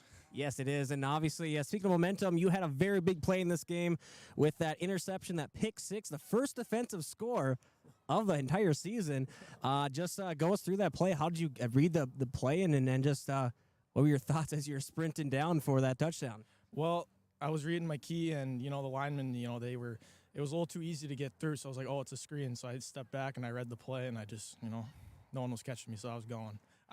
I was going. I bet it kind of was blacked out there about running that far, running that fast, and yeah, a great read off that right away to see that was a screen, and obviously going into next week it's sections. It's your last push here as a football player for Crookston High School. Just for not only yourself but also the team. What do you guys think? What are you feeling? And then obviously a lot of momentum going in. Yeah, this is a big game for momentum. We just keep doing our job through the week, and everyone get to practice and doing all that good stuff, and I think we'll be doing good in playoffs. Sounds great. Hopefully we'll have another home game for you, and we'll be covering it obviously. So thanks for the time, and I'll let you go. I know you love doing these. So all right. We got Tanner coming up here next. Tanner, how you doing? It's good, thanks. All right, Tanner. Well, senior night, and it's obviously a very important night as a senior, not only just for your team going into sections, but as as a group of you guys putting in the work and trying to get a win here on this last regular season game for you. How important does that feel to get that win? It was fun. Yeah, the last 2 years been fun of football, and it's just a good thing that we got a win on my last regular season game. So. Yeah, when obviously, you weren't as carrying the ball as much, but obviously still impacting the game plenty, blocking, of course, on the defensive side as well. You have become a very big, important leader for this team on that defensive side of the ball. And just kind of, what are you going to work on, especially for next week as you go on here and try to get another, should be hopefully a home game. But how are you feeling about this going into next week? Good. This was a good day today, and I think I should work on some defense and offense for sure, and as a team. And I think we have some things to improve, but it was a good win. All right, great, Tanner. Well, anything else you like to add before you let you go? No, I'm good. Thank you. All right, thanks, Tanner. All right, Wyatt, back up to you. Hey, we appreciate it, Bo. Good work down there, as always. And now we're going to chat with the Pirates head coach, Nate Labarski, about the win here as we welcome him into the post-game show. And, Coach, not really sure where you want to start with this one, but overall, pretty solid performance all around. Did you get to see everything that you wanted to see here in this one today? Yeah, I think so. I think it was. Hold on a second. We might not have you here. I am going to unplug Bo, and we're going to go into number 2. I tried to get fancy with this new technology that we have. Bad idea. Should have just kept it simple. So here we go. We're going to try this again and see if we can get you on. Here we go. We should have you now. We welcome in Coach Nate Labarski into the post-game show. And, Coach, after that great start, let's try that again. What did you like about the performance tonight? Did you get a chance to see everything that you wanted to before sections start next week? Yeah, I think so. I think one of the things that we really enjoyed tonight is that we scored multiple ways. We scored on special teams. We scored on defense, and we just didn't have to rely on our offense to put points on the board. So I think any night that you can do that, I think you're excited about it. I do still think our passing game is a work in progress. We certainly do need to work on that prior to the playoffs coming up here, but in this next week. But all in all, the guys competed for 4 quarters. something we didn't do last week, and that was a really, really big thing we were looking for this week. I want to talk about a couple specific plays. Jaron Bailey's pick 6. Did you know he could run that fast? Because to us, it looked like he was running way faster than I was anticipating. Like, he just took away from everybody. It was a great read on his part. Pretty special play for him on senior night. Maybe the question is, did Jaron know that he could run that fast? Seriously. I think when you get the ball in your hands, and sometimes you have speed when there's just a timer out there or a clock and you're running a 40, but there's other times when it's the ball is in your hands, you have another gear that maybe you don't even know. And so absolutely it was a surprise to us, but a great play by Jaron, great read. We had worked on it, to defend it. Saw it on film, and he just made a great play on the ball. You mentioned explosive plays tonight. I mean, we could run through, for instance, Tanner picks up the one, runs it in to begin the second half. Ethan had a couple of long touchdown runs. Ethan Bowman set up a touchdown with a nice 50-yard run of his own. How important is that to just have that in your back pocket and break a few of those off moving forward? Because it changes a game, and momentum-wise, it can be a big swing. Yeah, I mean, certainly like that to start the third quarter for us, and having third quarter struggles was a huge play to open that second half. But also like Ethan's run and having multiple guys, Carter had a catch, different guys that are making plays out there. I think that can only bode well for you, and actually it builds their confidence too. So we probably didn't get the ball in their hands enough sometimes during the season, but certainly in this game and going forward, they're going to have to play a part in it. Sure. The one downside of that was you only got to run 27 plays tonight because there were so many explosive plays. So do you wish you maybe could have ran a few more to see some different looks? Yeah, kind of. Maybe in the second half, we wish we probably would have had a couple more plays. But also senior night, good win at home, and we were able to play our entire sideline who works every day just like everybody else does. So it's kind of a give and take, and it was nice to be able to get everybody in the game. The D-line and the O-line looked much better tonight from up here than they did the last couple of weeks. What was the message to them? Did you want to kind of have them make a statement tonight? Yeah, I think getting off the ball is always key for them, and I thought they did a really good job of that tonight. Not staying blocked defensively. We had some guys in there at some positions that really hadn't played there a whole lot for us this season. Riley Helgeson in defensive line, and Leighton Fuentes playing a guard for us tonight. So we have the guys we have. We don't have a large roster, and a lot of those guys they're going to have to play multiple roles for us going forward. So getting those guys in different situations tonight was a really good thing for us. Absolutely. Lastly here, one area, well, two actually. I'll let you kind of answer them together. Things maybe that you want to see improvement on still. There were some flags again tonight. I'm sure that it's like, okay, we gave them an opportunity. They actually made you pay for it once or twice. And then on the flip side, the turnovers as well. You forced some, but again, you had a couple more tonight. So how important is it to just continue to stress that and try to improve that here come playoff time? Yeah, well, first of all, the penalties, and like you say, I mean, it's right in front of you. So when you understand that, hey, I just kept this drive going because of this penalty, there's not really much else to say, right? It could be third down. All of a sudden, we give them a first down, and inevitably a drive continues. They kind of get a little momentum. So those penalties, unsportsmanlike, that aren't aggressive football plays, they really hurt. So yes, we need to clean that up for sure. We didn't have as many as we did the night before or Friday, but inevitably we have to get better at that. We have to keep our head a little better because we're in the playoffs now. Everything's amped up a little bit, so we need to do better there. When we're throwing the ball, if you don't have something there, we need to throw the ball away, or unfortunately sometimes maybe we need to eat it and take a sack. So some of those turnovers, trying to make a play, but probably too late in the play itself, and trying to force something in there. So we need to be a little smarter on that end too. Sure. Anything else? Closing comments before I let you go?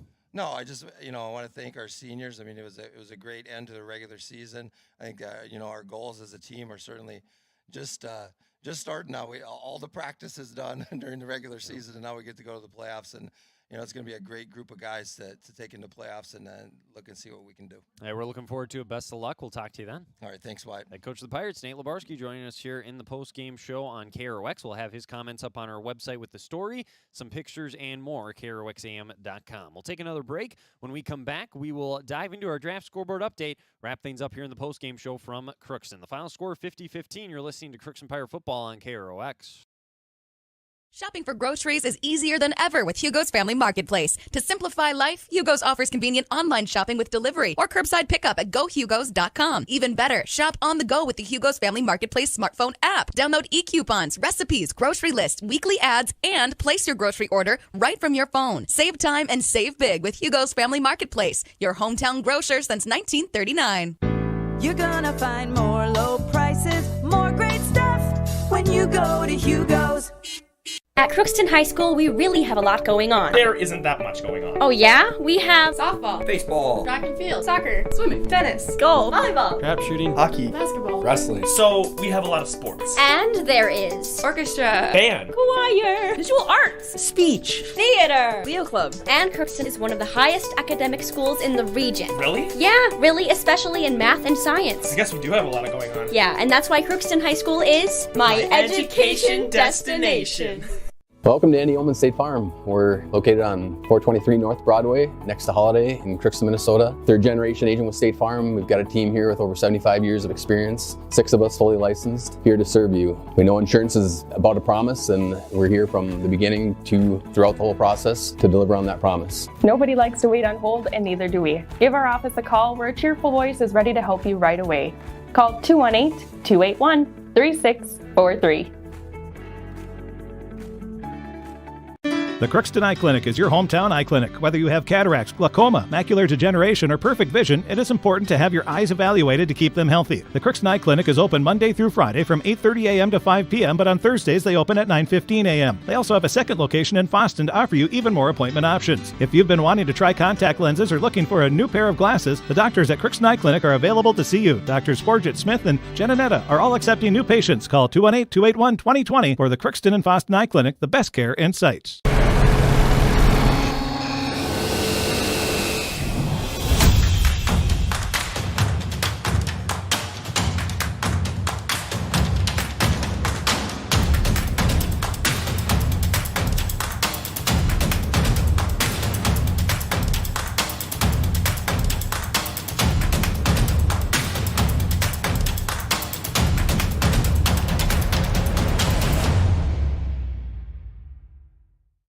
Ever wonder what your city government does for you?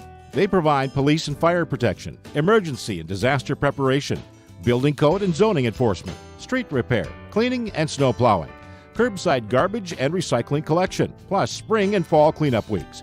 They deliver safe drinking water and maintain a wastewater system. They care for 22 parks and provide year-round recreation activities. They give loans for economic development and housing. They do all this and much more with the help of your city employees. Our stats for Staples-Motley here in the loss. We talked about Crookston's already. We talked with Coach Labarski. Let's talk about them for a little bit. There is something to be excited about. So many freshmen, sophomores on this team, and at times you saw the explosiveness here tonight. Through the air, as a team, they threw the ball 26 times for 16 completions. It was Eli Rutten, 13 for 17, 102 yards. It was Elijah Clausen, 2 for 8 with 101 yards. He had a touchdown. Both of them also had an interception. And then on a fake punt, Hayden Reckner was 1 for 1 with a 15-yard completion to extend that drive. Through the air on the receiving side of things, Elijah Blue, how about this for him? 9 catches, 138 yards, and a score. Next in line was Bennett Robinson, 3 for 55. Ben Tyrell had 2 catches, 31 yards. And then it was 1 for 4 for Colby Tappy and 1 for nothing for Noah Larson. Elijah Blue also had 2 punts for 49 yards. On the ground, they weren't quite as effective. Blue had 11 carries, 57 yards. It was Tappy with 7 for 17 yards, and that might be a correction. I got to let Tom know about. It was 17 rather than 117. I messed that up on my end here writing the stats down, so we'll fix that afterwards. But, again, just another thing we could have done better to win a Marconi. But, anyways, that joke will get old soon. Elijah Clausen had 7 carries for 14 yards. It was 4 carries for -4 for Ben Tyrell, actually jumping back in front to Cole Tetley. He had 2 carries for 4 yards, and then the other one in negative yardage tonight was the QB, Eli Rutten. He had 2 carries for -8, one of them being the sack, and we did get a winner for the sack attack tonight, so that worked out well there. Team stats, if you add those all up, they had 295 total yards, 218 through the air, 77 on the ground, 59 plays were ran compared to just 27 for Crookston, and then they had 12 first downs, 4 penalties for 21 yards. And again, we'll have all the stats, pictures, and more on KROXAM.com. Let's take a look one last time at a draft scoreboard update brought to you by Draft Sports Bar and Grill in Crookston. We'll just go down the line from our website because this is what we have on there. Derek's been doing great work here this evening. Polk County West, they blow out Red Lake 76-6 for a win there.